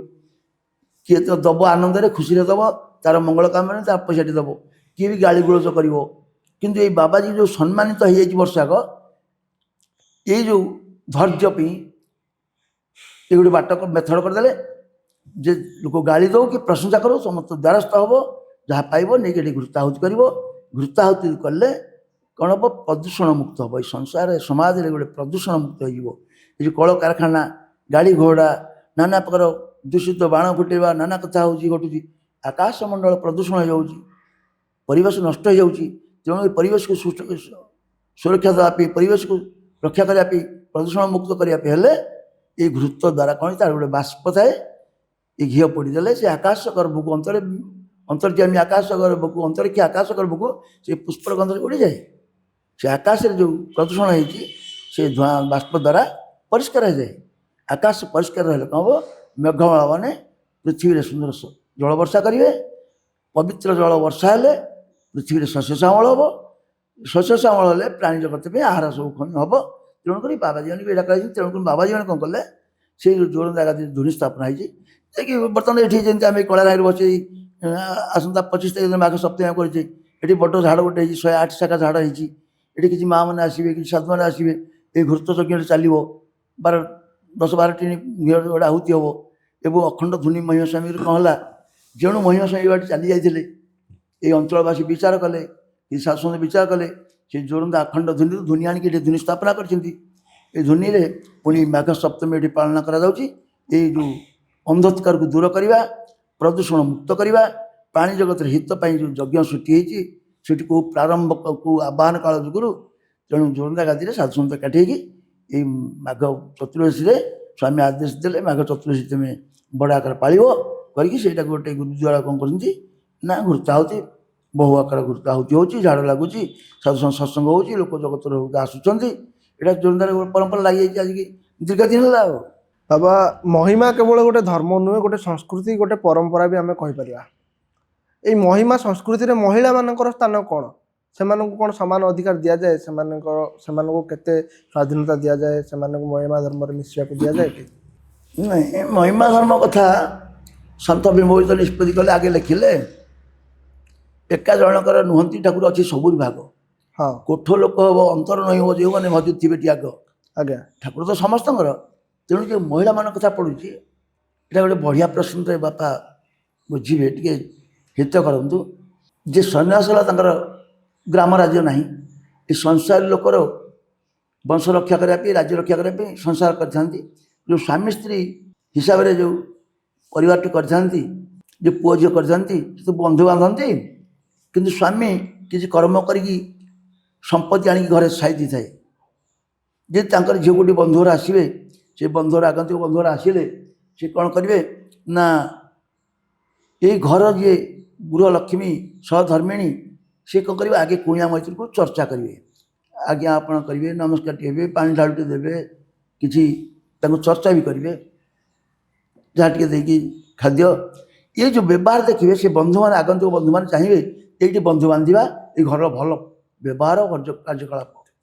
ଯଦି ଘରର ଯେ ଲକ୍ଷ୍ମୀ ଯଦି ବ୍ୟବହାରଟି କଟୁ କରିଦେବେ, ସେମାନେ କଥା ହେବେ ଆଗନ୍ତୁକ ମାନେ ଏଠି ବନ୍ଧୁ ବାନ୍ଧିବାନି, ଏ ଘରେ ଭଲ ବ୍ୟବହାର ନାହିଁ, ଭାଗିଯିବେ। ହଁ, ଏଇଭଳିଆ କ'ଣ ହେଇଛି ନା ମହିମା ଧର୍ମ କଥା ହେଲା, ଏ ମା ପୃଥିବୀ ମା ଯିଏ ନାରୀ, ହଁ, ଆଦିମାତା ଯିଏ, ଆଦିଶକ୍ତି ଯିଏ, ସେ ସ୍ତୁତି ପ୍ରାର୍ଥନାରୁ ଅଲେଖ ସ୍ୱାମୀ ବୋଲି ଆସିଛନ୍ତି। ତେଣୁ କରିକି ସେଇ ଅଲେଖ ସ୍ୱାମୀଙ୍କର ଯେଉଁ ନାରୀମାନଙ୍କ ପ୍ରଶ୍ନ ଆଜି ବାପା ଉଠେଇଲେ, ଏଇଟା ତ ଭୀମ ଭୋଇ ଲେଖିଲେ। ଗୁରୁଦ୍ୱାରକୁ ସମସ୍ତେ ଅଟନ୍ତି ସମାନ, ନାରୀ କି ପୁରୁଷ ଶ୍ରେଣୀ ନାହିଁ ବି ନାହିଁ ଭିନ୍ନ। କିନ୍ତୁ ଏତିକି ଗୋଟେ ଅଗ୍ରାଧିକାର ଦେଲେ ମାଆମାନଙ୍କୁ ଦେଲେ, ଯେମିତି ଏଇ ଜଗତରେ ବନ୍ଧୁ ଆସିବେ ଘରକୁ ଆଦର ପାଇଲେ, କିନ୍ତୁ ଏଇ ଜଗତଟା ଗୋଟେ ଘର, ଏ ବ୍ରହ୍ମାଣ୍ଡଟା ଗୋଟେ ଘର। ଏଇ ବ୍ରହ୍ମାଣ୍ଡରେ ପୁରୁଷ ଲୋକ ବାସ କରିଛି, ନାରୀ ବି ବାସ କରିଛି। କିନ୍ତୁ ଏତେ କ'ଣ ଯୁଗ ଅଛି? ସତ୍ୟ, ତ୍ରେତୟା, ଦ୍ୱାପର, କଳି। ଏ ସତ୍ୟ, ତ୍ରେତୟା, ଦ୍ୱାପର, କଳି ଯେଉଁ 4 ଯୁଗ ଭୋଗ କରୁଛି, ବର୍ତ୍ତମାନ ଆମେ କଳିଯୁଗ ଭୋଗ କରୁଛେ। ଅସତ୍ୟ ଅନ୍ୟାୟ ଅତ୍ୟାଚାର ଦେଖୁଛୁ, ଏଟା କଳି। କାରଣ ଆଗନ୍ତୁକ ଯାଉଛି ଯାତ୍ରୀ ତା ଗଣ୍ଠିରେ ପଡ଼ିଗଲା, ସେ ଫେରି ପାଉନାହିଁ। କୃଷକ କ୍ଷେତ ବାଣିଜ୍ୟ କରିଛି, ସେ ସ୍ତୁତି କଲେ ବର୍ଷା ହେଉନାହିଁ। ଏଠି ବି କଳିଯୁଗର ଲକ୍ଷଣ ଏଗୁଡ଼ାକ। ତେଣୁ କରିକି ଭୀମ ବହି ବାରମ୍ବାର ରିପିଟ୍ କରିଛନ୍ତି ସେଇ ଅମରବାଣୀରେ, ପୁରୁଷକୁ ସ୍ତ୍ରୀ ଜ୍ଞାନ ଉଜାଇବେ ଲେଉଟିବ ସତ୍ୟ ଯୁଗ। ଯଦି ନାରୀଟିଏ ସ୍ତୁତି କରିବ, ପ୍ରାର୍ଥନା କରିବ, ସିଏ ସତ୍ୟ ଯୁଗ ଫେରି ଆଣିବ, କଳିଯୁଗ ଚଢ଼ିଦେବ। ତେଣୁ ସେମାନେ ପୁରୁଷ ଅପେକ୍ଷା ନାରୀମାନଙ୍କର ବେଶୀ ଭୂମିକା ଅଛି। ବର୍ତ୍ତମାନ ସେ ମାଆମାନଙ୍କ ଯୋଗେ ସାଧୁମାନେ ବେଶୀ ବଞ୍ଚୁଛନ୍ତି, ଏ ଜାଗ ଯୋଗୁଁ ସେମାନେ ଅଗ୍ରସର ହୋଇଛନ୍ତି। ତେଣୁ ମାଆମାନେ ହେଉଛନ୍ତି ସେମାନେ ନାରୀ ରତ୍ନ, ନାରୀ ସେ ମାଆ ବୋଲି ଗୋଟେ ଆମେ ଶବ୍ଦ ହେଉଛେ। ମାଆ ଯଦି ନାହିଁ କିଛି ହେବ ନାହିଁ, ଜୀବନର ପ୍ରକାଶ ହେବ ନାହିଁ। ତେଣୁକରି ମାଆମାନଙ୍କର ଅଧିକାର ଅଛି, ମହିମା ଧର୍ମ ତାଙ୍କୁ ଗ୍ରହଣ କରିଛି। ଏଠି ନାରୀ କି ପୁରୁଷ ନାହିଁ, ସମସ୍ତଙ୍କର ଅଧିକାର ଅଛି। ମାଆମାନଙ୍କର ଏଥିରେ ଅଗ୍ରାଧିକାର ଅଛି। ମହିମାମାନଙ୍କର ଅଦ୍ୱୈତ ବେଦାନ୍ତ ଅଛି। ଅଦ୍ୱୈତ ବେଦାନ୍ତ ଦ୍ୱାରା ମହିମା ଧର୍ମ କିପରି ସମ୍ପର୍କିତ ଅଛି ଅଦ୍ୱୈତ ବେଦାନ୍ତ ସହିତ? ନାଇଁ, ଅଦ୍ୱୈତ କଲେ ନ ଦ୍ୱୈତ ଅଦ୍ୱୈତ, ଦୁଇ ନୁହଁ, ଏକ। ଆଜ୍ଞା ଏକ ହେବା ଦ୍ୱାରା ଆମେ ଏକ ବ୍ରହ୍ମସ୍ୱର କହୁଛୁ, କି ସେ ଅଦ୍ୱୈତ କହିଛି। ହଁ। ଶଙ୍କର କହିଲେ ଯେ ଅଦ୍ୱୈତ ବ୍ରହ୍ମବାଦ ଯେଉଁ କଥା କହିଲେ, ସେ ବ୍ରହ୍ମ ସତ୍ୟ ଜଗତ ମିଥ୍ୟା ବୋଲି କହିଲେ ଶଙ୍କର। ହଁ କହିଲେ ଯେ କ'ଣ ହେଲା, ସିଏ ଯେତେବେଳେ ଆସିଲେ 3000 ବର୍ଷ ତଳେ ଆସିଲେ କି 2500 ବର୍ଷ ତଳେ ଆସିଥିଲେ, ସେତେବେଳେ ପ୍ରାଣୀ ଜଗତ ସଂସ୍କାରିତ ନଥିଲେ, ସେ ବ୍ରହ୍ମ କଥା ବୁଝିପାରିଲେ ନାହିଁ। ତେଣୁକରି ସେ ଶଙ୍କର ଯଦି ସମଗ୍ର ଭାରତରେ ବୁଲି ବୁଲି ବୁଲି ବୁଲି ପ୍ରଚାର କରିଚାଲିଲେ, କେହି ତାଙ୍କ କଥାରେ ବୁଝିଲେନି ବୋଲି ଶେଷରେ କ'ଣ କଲେ, ପୁଣି କାଶୀ ବିଶ୍ୱନାଥ ମନ୍ଦିର ପ୍ରତିଷ୍ଠା କଲେ ଶିବଙ୍କ ନାମରେ। କିନ୍ତୁ ଏତେ ଲୋକ ବୁଝେଇଲେ, ମେଥଡ଼ ପକେଇଲେ, ଲୋକଙ୍କୁ ଭକ୍ତିଜାତ ହଉ, ବିଶ୍ୱାସ ଆସୁ, ତେଣୁ କରିକି ସେଇଟା କରିଦେଲେ। ତେଣୁକରି ଅଲେଖ ସ୍ୱାମୀ ଯେତେବେଳେ ଆସିଲେ, ଏଥିରୁ ଆଉ ଟିକେ ସମାଜ ସଂସ୍କାରିତ ହେଇଥିଲା ବୋଲି ଆଉ ଟିକେ ପରିଷ୍କାର କଲେ ଯେ ନାଇଁ ନାଇଁ, ବ୍ରହ୍ମ ସତ୍ୟ ଜଗତ ମିଥ୍ୟା ଜୀବ ବ୍ରହ୍ମର ବେଳୁ ଯେଉଁ କଥା ଶଙ୍କର କହିଥିଲେ, ଇଏ ପ୍ରାକ୍ଟିକାଲ କରିଦେଲେ ଯେ ବ୍ରହ୍ମକୁ ଏଇତେ ଶରଣ ଦର୍ଶନ କରିବ, ଏଇତେ ଯେଉଁ ଉଚ୍ଚାରଣ କରୁଛ ଆଚରଣ ବି ଦେଖେଇବ। କଲେ ମହିମା ଧର୍ମଟା ଏଥିପାଇଁ ବିଶୁଦ୍ଧାଦ୍ୱୈତ ବ୍ରହ୍ମବାଦ ପ୍ରତିଷ୍ଠା ହେଲା। ଶଙ୍କର ଅଦ୍ୱୈତବାଦ ହେଲେ ସୁଦ୍ଧା ଇଏ ବିଶୁଦ୍ଧାଦ୍ୱୈତ ବ୍ରହ୍ମବାଦ, ଇଏ ପ୍ରାକ୍ଟିକାଲ ବାଦ। ଯାହା କହନ୍ତି ତାହା କରନ୍ତି, କାୟ ମନ ବାକିରେ ପାଳନ୍ତି। ମହିମା ଧର୍ମ କୋଟା ହେଲା କାୟିକ, ବାଚିକ, ମାନସିକ, ତିନିଟା ଏକ ହେବା ଦ୍ୱାରା ଇଏ ବିଶୁଦ୍ଧାଦ୍ୱୈତ ବ୍ରହ୍ମବାଦ ଉପରେ ପ୍ରତିଷ୍ଠିତ ହେଇଗଲା। ବାବା, ଆମେ ତ ବହୁତ ବିଷୟ ଆଲୋଚନା କଲେ, କିନ୍ତୁ ମହିମା ଧର୍ମକୁ ଓଡ଼ିଶାର ଏକ ସାମାଜିକ ଆନ୍ଦୋଳନ କୁହାଯାଏ। ମାନେ ବହୁତ ଗୁଡ଼ାଏ ସଂସ୍କାର ଆଣିଛି ଲୋକଙ୍କ ଭିତରେ। କ'ଣ କ'ଣ ସବୁ ପ୍ରମୁଖ ସଂସ୍କାର ଆଣିଛି, ପରିବର୍ତ୍ତନ ଆଣିଛି ମହିମା ଧର୍ମ, ମୁଖ୍ୟ ଭୂମିକା ସେସବୁରେ ନିର୍ବାହ କରିଥିବ, ଆପଣ କିଛି ଉଦାହରଣ ଦେଇପାରିବେ? ହଁ ହଁ ହଁ। ନାଇଁ, ଆମର ଦେଶରେ କ'ଣ ହେଇଛି, ମହିମା ଧର୍ମଟା ଆସିବା ଦ୍ୱାରା ଆଜି ନୁହେଁ, ମହିମା ଧର୍ମ ଯେତେବେଳେ ଆସିଲା 1826ରେ, ଗୋଟେ ତାଙ୍କ ପିରିୟଡ଼ରେ ମହିମା ସ୍ୱାମୀ ଆସିଲା ପିରିୟଡ଼ ଗୋଟେ 9 ଅଙ୍କ ଦୁର୍ଭିକ୍ଷ ବୋଲି ଓଡ଼ିଶାରେ ପଡ଼ିଥିଲା। ଆଜ୍ଞା ଦେଶରେ 9 ଅଙ୍କ ଦୁର୍ଭିକ୍ଷ ପଡ଼ିଥିଲା, ହଁ। ହାହାକାର ପଡ଼ୁଥିଲା। ସେହି ସମୟରେ ମହିମା ସ୍ୱାମୀ କ'ଣ କଲେ, ପ୍ରାଣୀ ଜଗତକୁ ଧୈର୍ଯ୍ୟ ଦେବା ପାଇଁ ଭୟାବହ ପରିସ୍ଥିତି ଅଲେଖ ସ୍ୱାମୀ ମହାଭୟାବହ ଟାଇମ୍ରେ ଯେଉଁମାନେ ପୁଞ୍ଜିବାଦୀ ଥିଲେ, ସମ୍ପଦମାନ ଥିଲେ, ସେମାନେ ପାଖରେ ପହଞ୍ଚି, ବାବୁ ତୋର କଲ୍ୟାଣ ହେବ, ମଙ୍ଗଳ ହେବ, ଟିକେ ପ୍ରସାଦ କର ତ। କ'ଣ ନା, ଚୂଡ଼ା ଗୁଡ଼ ଟିକେ ଦେଲୁ, ଭୋଗ କଲେ ତୋ ଧନ ବଢ଼ିବ, ତୋ ପିଲା ଝୁଲାଙ୍କର ଶାନ୍ତିରେ ରହିବେ, ବିଦ୍ୟା ବୁଦ୍ଧି ହେବ, ନିରୋଗୀ ହେବେ। ତାଙ୍କଠୁ ଏସବୁ ପ୍ରସାଦ ଆକାର କିଛି ଗ୍ରହଣ କରି, ତାକୁ ଚକଟା ଚକଟି କରି ଅଲେଖ ପ୍ରସାଦ ବୋଲି କରି ଏ ପ୍ରାଣୀକୁ ଟିକେ ଟିକେ ମୁଖରେ ଦେଇ, ଏ ଯେଉଁ ଧୈର୍ଯ୍ୟବାଣୀ ଜ୍ଞାନ ସ୍ୱାଦ ଧୈର୍ଯ୍ୟବାଣୀ ଦେଉଥିଲେ, ଏ ପାଖେ ପ୍ରାକ୍ଟିକାଲ ବି କରୁଥିଲେ। ସେତେବେଳେ ମହିମା ପ୍ରସାଦ ବୋଲି ତିଆରି ହେଲା, ଏଟା ଅମଣିଆ ତିଆରି ନାଁ ଶବ୍ଦ ଦିଆଗଲା। ତେଣୁକରି ମହିମା ଧର ଇମ୍ପୋର୍ଟାଣ୍ଟ ଜିନିଷ ହେଲା ଏ ପ୍ରାଣୀକୁ ଧୈର୍ଯ୍ୟ ଦେବା, ବିଶ୍ୱାସ କରାଇବା। ବାବୁରେ ଆଜି ସିନା ବିପଦ ପଡ଼ିଛି, ବର୍ଷା ହେଇନି, ଘଟିଛି, କାଲି ତ ହେବ, ତୁ ଭାଙ୍ଗି ପଡ଼ ନା, ଧୈର୍ଯ୍ୟ ଧ, ଈଶ୍ୱର ବିଶ୍ୱାସ କରେ, ସେ ଦୟା କରିବେ। ଆଣିଲୁ ଶାଗ ପୁଳେ ଆଣିଲୁ, ସିଝେଇଲୁ ଲୁଣ ଟିକେ ପକେଇକି। ତେଣୁକରି ଏଇଭଳିଆ ନାନା ମହିମା ଧର୍ମ ସେତେବେଳେ ଦୁଃଖୀମାନଙ୍କ ପାଖରେ ଠିଆ ହେଇଛି, ଫାଇଟିଂ କରିଛି। ପରମାତ୍ମା ନିକଟରେ ସ୍ତୁତି କରିଛନ୍ତି, ପ୍ରଭୁ ଆପଣ ଜୀବଜଗତ ଆପଣଙ୍କୁ ନଷ୍ଟ କରିଦେବେ, ଆପଣଙ୍କ ନଷ୍ଟ କରିଦେବେ, ଆପଣଙ୍କର ଲୀଳା ବିଭୂତି କେଉଁଠି ପ୍ରକାଶ ପାଇବ, ବିଭୂତି କେଉଁଠି ଆପଣ ଯଶ କି ଗାଇବ। ତେଣୁ ପ୍ରଭୁଙ୍କ ଘରେ ପ୍ରାର୍ଥନା କରିବା ସହିତ ପ୍ରାକ୍ଟିକାଲ ପାଖରେ ମହିମା ସ୍ୱାମୀ ବାଲେଳା ଫାଲେଳା କରି ନାନା ଧୈର୍ଯ୍ୟ ଦେଇ ଫାଇଟିଂ କରି ଆସିଛି। ଅଦ୍ୟାବଧି ମଧ୍ୟ ଚାଲିଛି ମହିମା ଧର୍ମ। ବର୍ତ୍ତମାନ ଆମେ ଆସୁଛୁ ଯେଉଁ ଅପନ୍ତରା ଜାଗାରେ ଯାଉଛୁ, କାଶୀପୁର, ଚିତ୍ରକୁଣ୍ଡା ହେକା, ପ୍ରାଣୀ ଜଗତ ଯେଉଁ ଚାଲିଛି, ଯେଉଁ ଆନନ୍ଦ ପ୍ରେମ ଚାଲିଛି, ଆମ ଓଡ଼ିଶାରେ ଏତେ ଦୁଃଖ ଦୁର୍ଦଶା ଆସୁନାହିଁ। ଶାନ୍ତିରେ ଆନନ୍ଦରେ ଲୋକ ବାସ କରିଛନ୍ତି, ଯେକୌଣସି ଧର୍ମ ଅବଲମ୍ବୀ ଥାଆନ୍ତୁ ନା କାହିଁକି। ଏତେ ସେ ଗୋଟେ ମୈତ୍ରୀ ଭାବ, କରୁଣା ଭାବ ଅଛି, ପ୍ରେମ ଭାବ ଅଛି, ଏ ଯେଉଁ ଭାଇଚାରା ଭାବ ଅଛି। ମହିମା ଭାଇଚାରା ସୃଷ୍ଟି କରୁଛି, ଦ୍ୱନ୍ଦ୍ୱବାଦ ଭାଙ୍ଗୁଛି। ଏ ଯେଉଁ ମେଳା ବୈଠକଟି ତାଙ୍କ ଘରେ କରୁଛି, କିଛି ମର୍ଣ୍ଣମାଳିନ ଥିଲେ ମଧ୍ୟ एकत्रित करवा बोले आस आउ टे घी टे पड़ा प्रार्थना करवा किए कार खाद्य खाईदे किए क्या पादे चलुची किंतु महिमाधर्म बारंबार प्राणी मानक एकाठी करवाटा यही बाटर महिमाधर्म वर्तमान आज लोक आदृत हो सत भीम भई अनेक कथा लिखिं से गोटे शब्द लिखिदे जिते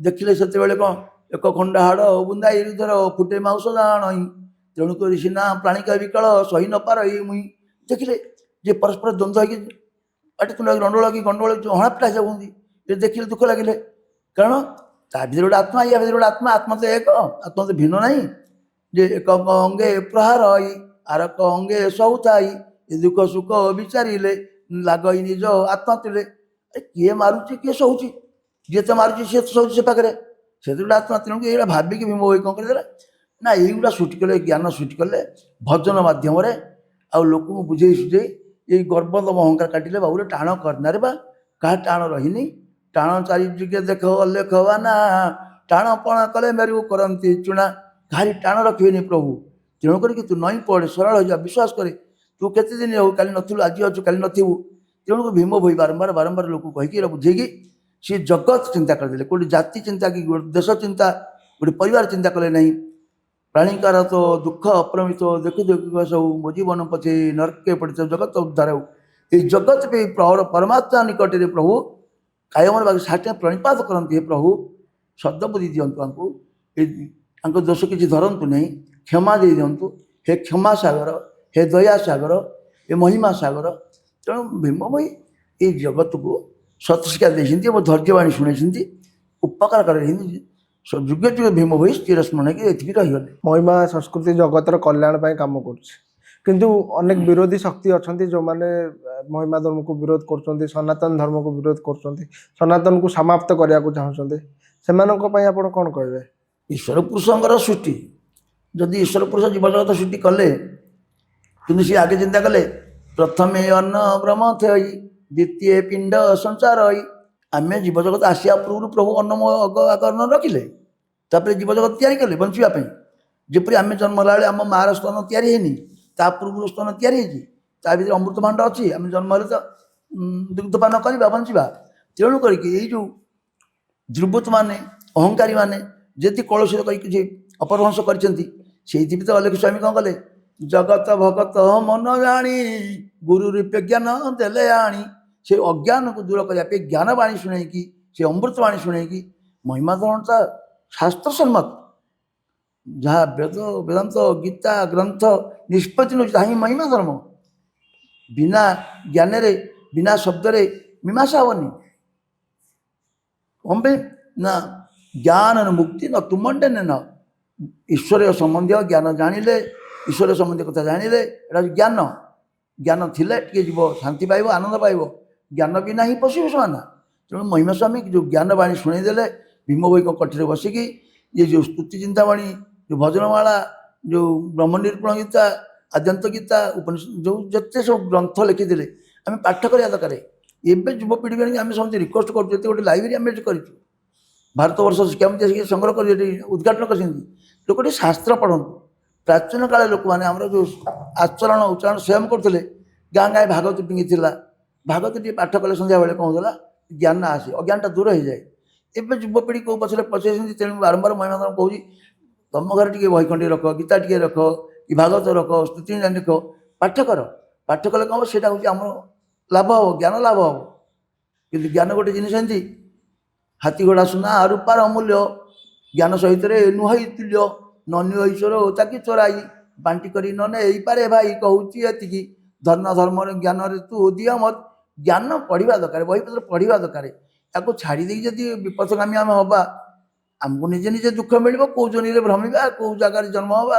हेतु ना जन्म ना कि ना तेणु समस्त पाठ टी बही टे पढ़तु आउ अल्प बहुत पढ़तु घर द्वारा करूँ पेट पाटना आसी करूँ मना ना किंतु महिमा धर्म धैर्य दूसरी प्राणी जगत को पुणी से सत्य जुग लेउटी आसवे प्राणी मैंने शांति पाइबे यही मैत्री करुणा भाव आसो ये चारि बैरता करेंगे परस्पर परस्पर साहय करेंगे ये तो महिमा धर्म नीति नियम बाबा महिमा धर्म सहित विषय आम आलोचना कले आम शुणु आप राष्ट्रीय स्वयंसेवक संघ सहित भी जड़ित थे केबेठू आप संपर्क है संघ सहित ସଂଘ ବା ମହାନ କଥା। ସଂଘ ଗୋଟେ ଜିନିଷ ଯଦି ଆଜି ମହିମା ଗୋସାଇଙ୍କର ଯେଉଁ ଗାଦି ଦେଖାଯାଇଛି ହେଡ଼କ୍ୱାର୍ଟର ମହିମା ଗାଦି ଢେଙ୍କାନାଳ ଜୋରନ୍ଦା, ସେଠାରେ ଆମ ଭିତରେ ପରସ୍ପର ଭିତରେ ଟିକେ ଗୋଟେ ମନମନାନ୍ତର ହେଇକି ଟିକେ ପଦେ ପଦେ କଥାରୁ ବେଶଭୂଷାକୁ ନେଇକି ଟିକେ ଦୂରେଇ ରହୁଥିଲୁ ପରସ୍ପର ଭିତରେ। ସଂଘ ସେଠି ପହଞ୍ଚି ପରସ୍ପର ସ୍ନେହ ଶ୍ରଦ୍ଧା ଦେଇ ଆଦର କରି ତାଙ୍କ କଥା ବୁଝେଇ ୟାଙ୍କ କଥା ବୁଝେଇ ଗୋଟିଏ ଷ୍ଟେଜ୍ରେ ବସେଇକି ଆଖି ମିଳେଇ ଏକାଠି ବସିବା ଉଠିବା ପ୍ରେମ କରେଇବା ସଂଘ କରେଇଛି। ଆଚ୍ଛା ସେଠି ସଂଘ ଯେତେବେଳେ ରାସ୍ତାଘାଟ ପରିଷ୍କାର ନଥିଲା, ରାସ୍ତାଘାଟ କାଦୁଅ ପଙ୍କ ହେଉଥିଲା, ସଂଘ ଠିଆ ହେଇକି ସେଠି ରାସ୍ତାଘାଟ ପକ୍କା କରେଇଲେ। କିଛି ଲୋକଙ୍କୁ ଧରି ଶିକ୍ଷିତ ଲୋକଙ୍କୁ ଧରି ପକ୍କା କରେଇଲେ, ଅନ୍ଧକାରକୁ ଦୂର କରି ଲାଇଟ୍ ପ୍ରକାଶ କରେଇଦେଲେ। ଶେଷକୁ ସଂଘର ଯିଏ ଚିଫ୍ ଲୋକ ମୋହନ ଭାଗବତ ସେଠିକି ଆସି ଭାରତବର୍ଷ ଲୋକ ଏଠିକି ଆସୁଛନ୍ତି, ସେଠି ବହୁତ କଥା ନୀତିବାଣୀ ସବୁ ଶୁଣେଇଲେ ଯେ ଆଉ ବାବୁ ଏଠି ଟିକେ ଇଏ କର ତ, ଏଇ ଲୋକ ଜଗତ କେମିତି ପାଣି ପାଇବେ, ଏଟା ଜଳ ଜୀବନ ବୋଲି କହୁଛେ, ସମସ୍ତେ ପାଇବେ। ତେଣୁ ସିଏ ସେଇଟା ସବୁ ବୁଝେଇ ସ୍ନେହ ଶ୍ରଦ୍ଧା ବୁଝେଇ ସେ ଅମୃତ ବାଣୀ ବାଣ୍ଟି କିନ୍ତୁ ସେଠି ଜଳ କଷ୍ଟରୁ ଲୋକକୁ ଆଜି ବଞ୍ଚେଇ ଦେଇଛନ୍ତି। ଆଜି ଲୋକ ସବୁ ସେ ରାଜ୍ୟବାସୀ ଅଞ୍ଚଳବାସୀ ଭାରି ଆନନ୍ଦ ହୋଇଛନ୍ତି। ସଂଘର ବିରାଟ ବଟ ବୃକ୍ଷ, ଜଙ୍ଗଲରେ ଅନେକ ବୃକ୍ଷ ଅଛି, ଅନେକ ସଂଘ ଅଛି, ଅନେକ ବୃକ୍ଷ ଭିତରେ ଯେମିତି ବିରାଟ ବଟ ବୃକ୍ଷ ଆଜ୍ଞା ସଂଘ ଅଛି। ଅନେକ ସଂଘ ଥିଲେ ମଧ୍ୟ ଏ ସଂଘ ଯେଉଁ ସ୍ୱୟଂସେବକ ସଂଘ ଏ ବିରାଟ ବଟ ବୃକ୍ଷ, ତାର ଛାଇରେ ଏଠି ସମସ୍ତେ ବସନ୍ତି। ଏଠି କୌଣସି ହିନ୍ଦୁମାନଙ୍କର ମତଭେଦ ନାହିଁ, କିନ୍ତୁ ଏକତ୍ରିତ କରି ଭାରତବର୍ଷକୁ ଯେଉଁ ଜାଗ୍ରତ କରି ଏମିତି 100 ବର୍ଷ ପୂର୍ତ୍ତି ପାଳୁଛନ୍ତି, ସେ ସଂଘକୁ ପରମାତ୍ମା କେମିତି ଶାନ୍ତି ଦିଅନ୍ତୁ, ସୁରକ୍ଷିତ ରଖନ୍ତୁ। ଆମ ପାଇଁ ସେ ଯେଉଁ ଲଢ଼ୁଛନ୍ତି କଥା କରୁଛନ୍ତି, ତାଙ୍କୁ ପ୍ରଭୁ ଶକ୍ତି ସାହସ ଦିଅନ୍ତୁ। ଆମେ ତାଙ୍କ ପଥ ଅନୁସରଣ କରୁଛୁ, ଆମେ ସନ୍ନ୍ୟାସ ବେଶ ଧାରଣ କରୁଛୁ, ସେମାନେ ସନ୍ନ୍ୟାସର କାର୍ଯ୍ୟ ଗୁଡ଼ା କରନ୍ତି, ସେ ପ୍ରକୃତ ସନ୍ନ୍ୟାସ ସମାଜର। ତେଣୁ କରିକି ସଂଘ ବିଷୟରେ କିଛି କହିଲେ ବର୍ଣ୍ଣନା କରିହେବନି। ଭୀମ ଯେମିତି କହିଲେ ମହିମାଙ୍କ ବର୍ଣ୍ଣନା କରିହେବନି। ସଂଘର ଚତୁର୍ଦିଗରେ ଯେତେ ଗୁଣ ଜ୍ଞାନ କରୁଛନ୍ତି କର୍ମୀମାନେ ପରିଶ୍ରମ କରିକି, ତାଙ୍କର ଅଶେଷ ମହିମା। ତାଙ୍କୁ ଭାରତ ମାତାଙ୍କର କୃପା ହେଇଛି, ଭାରତ ସନ୍ତାନ ସେମାନେ, ଭାରତ ମାତାଙ୍କର କୃପା ପରିବାର ସିଏ। ତେଣୁ କରିକି ଏଇଟା ସବୁ ବହୁତ ଆନନ୍ଦର କଥା। ଆଉ ସଂଘ ବିଷୟରେ କ'ଣ ବାପା ମୁଁ କହିପାରିବି, ଟିକେ ଅଧମ ଯିବ କୀଟ ଯିବଟିଏ। ସଂଘର ମୁଖ୍ୟ ସରସଂଘ ଚାଳକ ମୋହନ ଭାଗବତ ଆସିଥିଲେ ଜୋରନ୍ଦା, ସୁଦର୍ଶନ ଜୀ ବି ମଧ୍ୟ ଆସିଥିଲେ ଜୋରନ୍ଦା। ଆପଣ ତାଙ୍କ ସହିତ ମିଶିଛନ୍ତି? ହଁ ମିଶିଛୁ, ପାଇଛୁ। କ'ଣ ଅନୁଭୂତି ହେଲା? ଆଉ କ'ଣ ସମୁଦ୍ର କୂଳେ ବସିଲେ ଯେମିତି ସମୁଦ୍ରକୁ ବାରି ହୁଏନି, ସେ ବ୍ୟକ୍ତିର ଯେଉଁ ସମାଜ ସେବା କରୁଛନ୍ତି, ଯାହା ଦେଖି ଦେଉଛନ୍ତି ଚାହିଁ ଦେଉଛନ୍ତି, ଯେଉଁଠି ଗୋଟେ ଅଭାବ ଥିବ ସେଇଟାକୁ ପୂରଣ ହେଇଯାଉଛି। ଯେମିତି ଅମୃତ ଲୋକ ପ୍ରାୟ ପାଦକେ ସିରି ପାଦକେ ହତ, ସେ ମହାପୁରୁଷ ଯୁଆଡ଼େ ଚାଲି ଯାଆନ୍ତି ସେଇଗୁଡ଼ାକ ସଂସ୍କାର କିଛି କରିଦିଅନ୍ତି।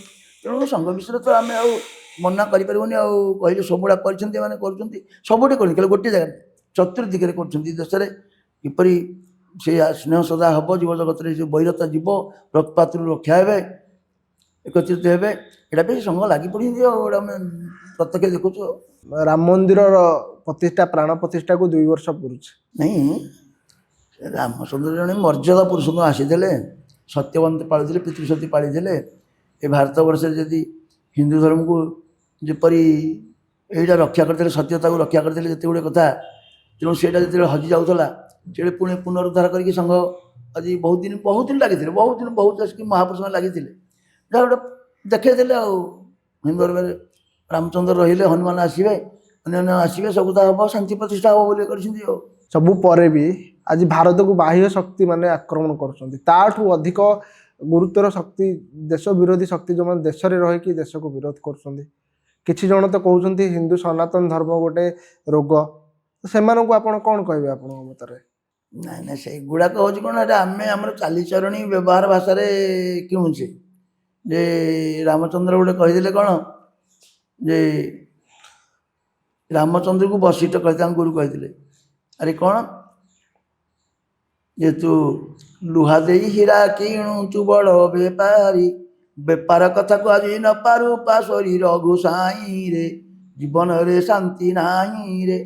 ଆମେ ଭାରତୀୟ ଲୋକଙ୍କର ଆମର ଗୋଟେ ଚାଲିଚଳଣି ଅଛି କି, ଆମର ମୌଳିକ ନୀତି କୌଳିକ ପନ୍ଥା କିଛି ନହେଲେ ଗୋଟେ ଦେଖୁନାହାନ୍ତି। ଏବେ ଆମେ ବାରିଘରେ ସବୁଆଡ଼େ ଲେମ୍ବୁ ଗଛରେ ଥିବ, ଘରେ ଲୁଣ ଟିକେ ଥିବ, ଦେହ ରୋଗ ବ୍ୟାଧି ଯଦି ବନ୍ଦ କରିବା ପାଇଁ, ଶରୀରକୁ ସୁସ୍ଥ ରଖିବା ପାଇଁ ଲୁଣ ପାଣି ଟିକେ ପକେଇ ଦେଇକି, ଚିନି ଟିକେ ପକେଇ ଦେଇକି, ଲୁଣ ପାଣି ଟିକେ କଲେ ପାଣି ସୁସ୍ଥ ହେବା, ଏ ପାଶ୍ଚାତ୍ୟ ଦେଶ ଲୋକମାନଙ୍କ ଯେଉଁ କ'ଣ ଦେଉଛନ୍ତି କ'ଣ ନାହିଁ ଆମକୁ ଡିଷ୍ଟର୍ବ କରିବା ଯେଉଁ କୋକା କୋଲା ଅନ୍ୟାନ୍ୟ କ'ଣ ଦେଉଛନ୍ତି ବାଇଟ୍ ଫାଇଟ୍ ଦେଉଛନ୍ତି ସେଗୁଡ଼ା ଆମେ ପିଉଛେ ବ୍ୟବହାର କରୁଛେ ସେ ଅର୍ଥ ନେଇକି ଯାଉଛନ୍ତି ଆମ ଗୋଷ୍ଠୀ ଭାଙ୍ଗୁଛି ଆମେ ବ୍ୟାଧି ସୃଷ୍ଟି ହେଉଛି ତେଣୁକରି ଜାଗ୍ରତ ରହିବା ଦରକାର ହିନ୍ଦୁମାନେ ସମସ୍ତେ ଆମେ ରିକ୍ୱେଷ୍ଟ କରୁଛୁ ଫରେନ୍ ଜିନିଷ ବ୍ୟବହାର କିଛି ଜିନିଷ କର ଯେଉଁଟା ଆବଶ୍ୟକ ଅଛି କାହିଁକି ଦେଖିଲେ ତ ମହାମାରୀ କରୋନା ଗୋଟେ ଜିନିଷ ଆମେ ଅନୁଭବ କଲୁ ଆମେରିକା ବି ମେଡ଼ିସିନ ତିଆରି କଲା ତା କ୍ଲାଇମେଟ୍ରେ କାମ ଦେଲା ରୁଷ କଲା ତା କ୍ଲାଇମେଟ୍ରେ କାମ ଦେଲା ଚାଇନା କଲା ତା କ୍ଲାଇମେଟ୍ରେ କାମ କଲା କିନ୍ତୁ ଇଣ୍ଡିଆରେ ଯେଉଁ କୋଭାକ୍ସିନ୍ ତିଆରି ହେଲା ସମଗ୍ର ବିଶ୍ୱରେ କାମ କଲା ଆଉ ତେଣୁ କରିକି ଇଏ ଭାରତୀୟ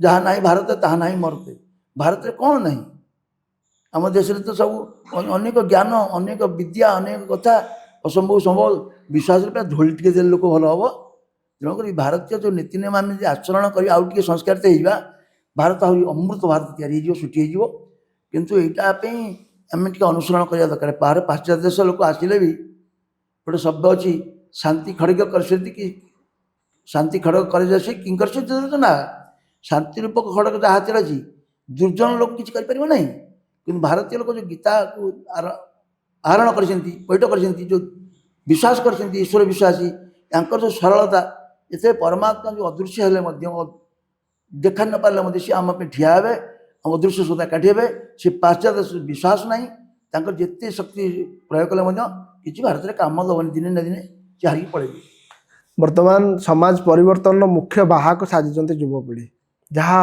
ସେମାନେ ଯେଉଁ ଦିଗରେ ଯିବେ ସମାଜ ସେ ଦିଗରେ ଯିବେ ମୋର ଏଇଟା ଶେଷ ପ୍ରଶ୍ନ ନୁହେଁ ତ ଶେଷ ଅନୁରୋଧ ସେମାନଙ୍କୁ କିଛି ବାର୍ତ୍ତା ଦିଅନ୍ତୁ ମାନେ ନାଇଁ ସମାଜ ପାଇଁ ଆମର ଯେଉଁ ଯୁବ ଭାତୃମାନେ ମୁଁ ସମସ୍ତଙ୍କୁ ମୁଁ ରିକ୍ୱେଷ୍ଟ କରୁଛି ସମସ୍ତ ଭକ୍ତ ପିତାମାତା ସମସ୍ତଙ୍କୁ ରିକ୍ୱେଷ୍ଟ କରୁଛି ଆମେ ସନ୍ଧ୍ୟା ସକାଳେ ପରମାତ୍ମାଙ୍କ ପ୍ରାର୍ଥନା କରିବା ସହିତ ତାଙ୍କ ପାଇଁ ସମସ୍ତଙ୍କୁ ସଦବୁଦ୍ଧି ସଦଜ୍ଞାନ ଦିଅନ୍ତୁ ବୋଲି ପ୍ରାକ୍ଟିକାଲ ହିସାବରେ କହୁଛି ସମସ୍ତଙ୍କୁ ରିକ୍ୱେଷ୍ଟ କରୁଛି ମୁଁ ସମସ୍ତେ ଭାଇମାନେ ନିଜର ଦେଶର କଥା ନିଜର ପରିବାର କଥା ପିତାମାତା ଆମକୁ ଜନ୍ମ ଦେଇଛନ୍ତି ଯେଉଁଗୁଡ଼ା କରିଛନ୍ତି ପିତା ଗୁରୁ କାହିଁ କୁହାଗଲା ନା ଆମେ କେଉଁ ଜୋନିରେ ଭ୍ରମୁଥିଲେ ତ୍ରିଜକ ଜୋନିରେ ପକ୍ଷୀ ପଶୁ କୀଟ ପତଙ୍ଗ ଘୁରୁଥିଲେ 84 ଲକ୍ଷ ଜୋନିରେ ଯେତେବେଳେ ଆମେ ଶାନ୍ତିରେ ନଥିଲେ ଆନନ୍ଦରେ ନଥିଲେ କିନ୍ତୁ ଆମକୁ ଜଣେ ପୁରୁଷ ଆମକୁ ଜଣେ ଦୁର୍ଲଭ ଶରୀର ଆଣିଲେ ହେରି ସ୍ୱର୍ଗ ଜଣିକି ଆଣିଲେ ହେରି ତେଣୁ ଆମେ ପ୍ରଥମେ ନମସ୍ୟ ଆମର ପିତା ଏବଂ ଆମକୁ ଯିଏ ପ୍ରକାଶ କରିଦେଲେ ଲାଳନା ପାଳନା କରିକି ବଢ଼େଇ ଦେଲେ ସେ ହେଉଛି ମା ଯେଉଁଟାକୁ ଶବ୍ଦ କୁହାଯାଇଛି ଜନନୀ ଜନ୍ମଭୂମି ସ୍ୱର୍ଗତପି ଗରିୟସୀ ଯଦି ପୃଥିବୀଟା ହେଲା ନିଚ ଆକାଶ ହେଲା ଉଚ୍ଚ କେବେ ଆକାଶ ଗର୍ଭ ଆମକୁ ମୁଣ୍ଡିକି ଧରିନି ଆମ ମାଆର ଗର୍ଭରେ 10 ମାସ 10 ଦିନ କାଳ ଆମେ ପୃଥିବୀରେ ଚଲେଇନି ବୁଲିଛି ତେଣୁ ଆମର ସେ ମା ନମସ୍ୟ ତେଣୁ ଆମର ଭାଇ ବନ୍ଧୁ କୁଟୁମ୍ବ ହେଇକି ଆମେ ଚଳୁଛେ ଏ ପରସ୍ପର ସ୍ନେହଦାୟୀ ଥେଇ ନିରନ୍ତର ଆହା ସେଇ ଘର କେହି ବୈକୁଣ୍ଠ ପ୍ରକାର ଏଇଟା ଆମେ ଗୋଟେ ପରିବାର ହେଲେ ସମସ୍ତଙ୍କୁ ମୁଁ ରିକ୍ୱେଷ୍ଟ କରୁଛି ପିତାମାତାଙ୍କ କଥା ମାନନ୍ତୁ ସେବା କରନ୍ତୁ ଏଇ ପରସ୍ପର ସଦାସ୍ନେହରେ ସାହି ପଡ଼ିଶାରେ ରଖନ୍ତୁ ଏଇ କଥା ଗୁଡ଼ାକ କଲେ ଭାଗବତ ଗୀତା ଟିକେ ପଢ଼ନ୍ତୁ ନିଜର ବୃତ୍ତି ବାଣିଜ୍ୟ କରନ୍ତୁ ଆଉ ଯଦୁଷା ସନ୍ତୁ ଈଶ୍ୱର ଯେତିକି ଦେଖିନି ସେତେ ସନ୍ତୁଷ୍ଟ ରହିବା ଆନନ୍ଦ ରହିବା ପରମାତ୍ମା ଟିକେ ପ୍ରାର୍ଥନା କରୁଛି ସମସ୍ତଙ୍କୁ ସଦବୁଦ୍ଧି ଦିଅନ୍ତୁ ସଦଜ୍ଞାନ ଦିଅନ୍ତୁ ପ୍ରଭୁ ଶାନ୍ତିରେ ବାସ କରନ୍ତୁ ଭାରତର ମଙ୍ଗଳ ହଉ ଭାରତବର୍ଷର ସମସ୍ତ ପ୍ରଜାମାନେ ଶାନ୍ତିରେ ରହନ୍ତୁ ଏକତ୍ରିତ ହଉ ଏହା ହିଁ ଆମର ପ୍ରାର୍ଥନା ସମସ୍ତେ ଯାହା ବିଚାର କରିବେ ସେ ଆଉ ଆମେ ଆଉ ସମସ୍ତଙ୍କୁ ଟେକି ପାରିବୁନି ଟିକେ ଛୁଆ ନାହାନ୍ତି ସମସ୍ତେ କହିବୁ ଭାଷାରେ କହିବୁ ଆଜି ତ ମିଡ଼ିଆ ଭାଇମାନେ ଯେତେ କରୁଛନ୍ତି ଯେଉଁ କଷ୍ଟ ସହିକି ବିନା ଚାକିରିରେ ବିନା ଦରମାରେ ଘରେ ଘରେ ଗାଁ ଗାଁ ବୁଲିକି ଜଣଙ୍କ କଥା 5 ଜଣଙ୍କୁ ବୁଝାଉଛନ୍ତି କହୁଛନ୍ତି ଆଉ ଟିକେ ଦେଖନ୍ତୁ ଶୁଣନ୍ତୁ ଏବଂ ମନେ ରଖନ୍ତୁ ନିଜେ କେମିତି ଆଚରଣ ଉଚ୍ଚାରଣରେ ଯିବେ ଶାନ୍ତି ଆଣିଦେବେ ନିଜକୁ ପାଇବେ ସୁମତି ଆତ୍ମା ଗୁରୁପଣେ ଆତ୍ମାକୁ ବୁଝାଇ ଆପଣେ ନିଷ୍କାମ ଜନ୍ମେ ଯାହା ଶରୀରେ ଆପକୁ ଆପଣେ ଉଦ୍ଧାରେ ନିଜକୁ ନିଜେ ଉଦ୍ଧାର କରିବା ବାହାରେ ଖୋଜିଲେ କିଛି ନାହିଁ ମିଳେ ନିଜ ପାଖରେ ସବୁ ଅଛି ମୃଗୁଣୀ ନାଭିରେ କସ୍ତୁରୀ ଅଛି ମୃଗୁଣୀ ବାୟାଣୀ ହୋଇ ବୁଲୁଛି ଆମ ପାଖରେ ଆମ ଶାନ୍ତିଟା ଅଛି ଆନନ୍ଦ ଅଛି ଆମେ କାହିଁ ବାହାରେ ଖୋଜିବା ବ୍ୟାକୁଳ ହେବା ବାହାରେ ଗଲେ କ'ଣ ହେବ ବ୍ୟାଧ ଗୋଟେ ମୃଗୁଣୀ ଯେମିତି ପଡ଼ିଯାଏ ସେମିତି ଆମେ ବାହାର ଦୁଷ୍ଟ ଲୋକ ବାହାରକୁ ପଡ଼ିବା ଆମ ପାଖରେ ଯଥେଷ୍ଟ ଜ୍ଞାନ ଆମ ବାପା ମା ପାଖରେ ସାହି ପଡ଼ିଶାରେ ସଫିସିଏଣ୍ଟ ଉପଦେଶ ଅଛି ଏଇଠୁ ସଙ୍ଗ କରନ୍ତୁ ଜାଣନ୍ତୁ ଏହା ହିଁ ଆମର କାମନା ପ୍ରଭୁ ପରମାତ୍ମା ସମସ୍ତେ ଶାନ୍ତି ଦିଅନ୍ତୁ ବ୍ରହ୍ମ ଅଲେଖ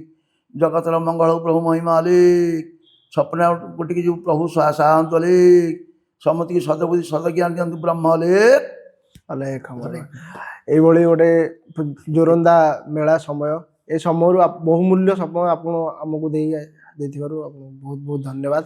ନମସ୍କାର।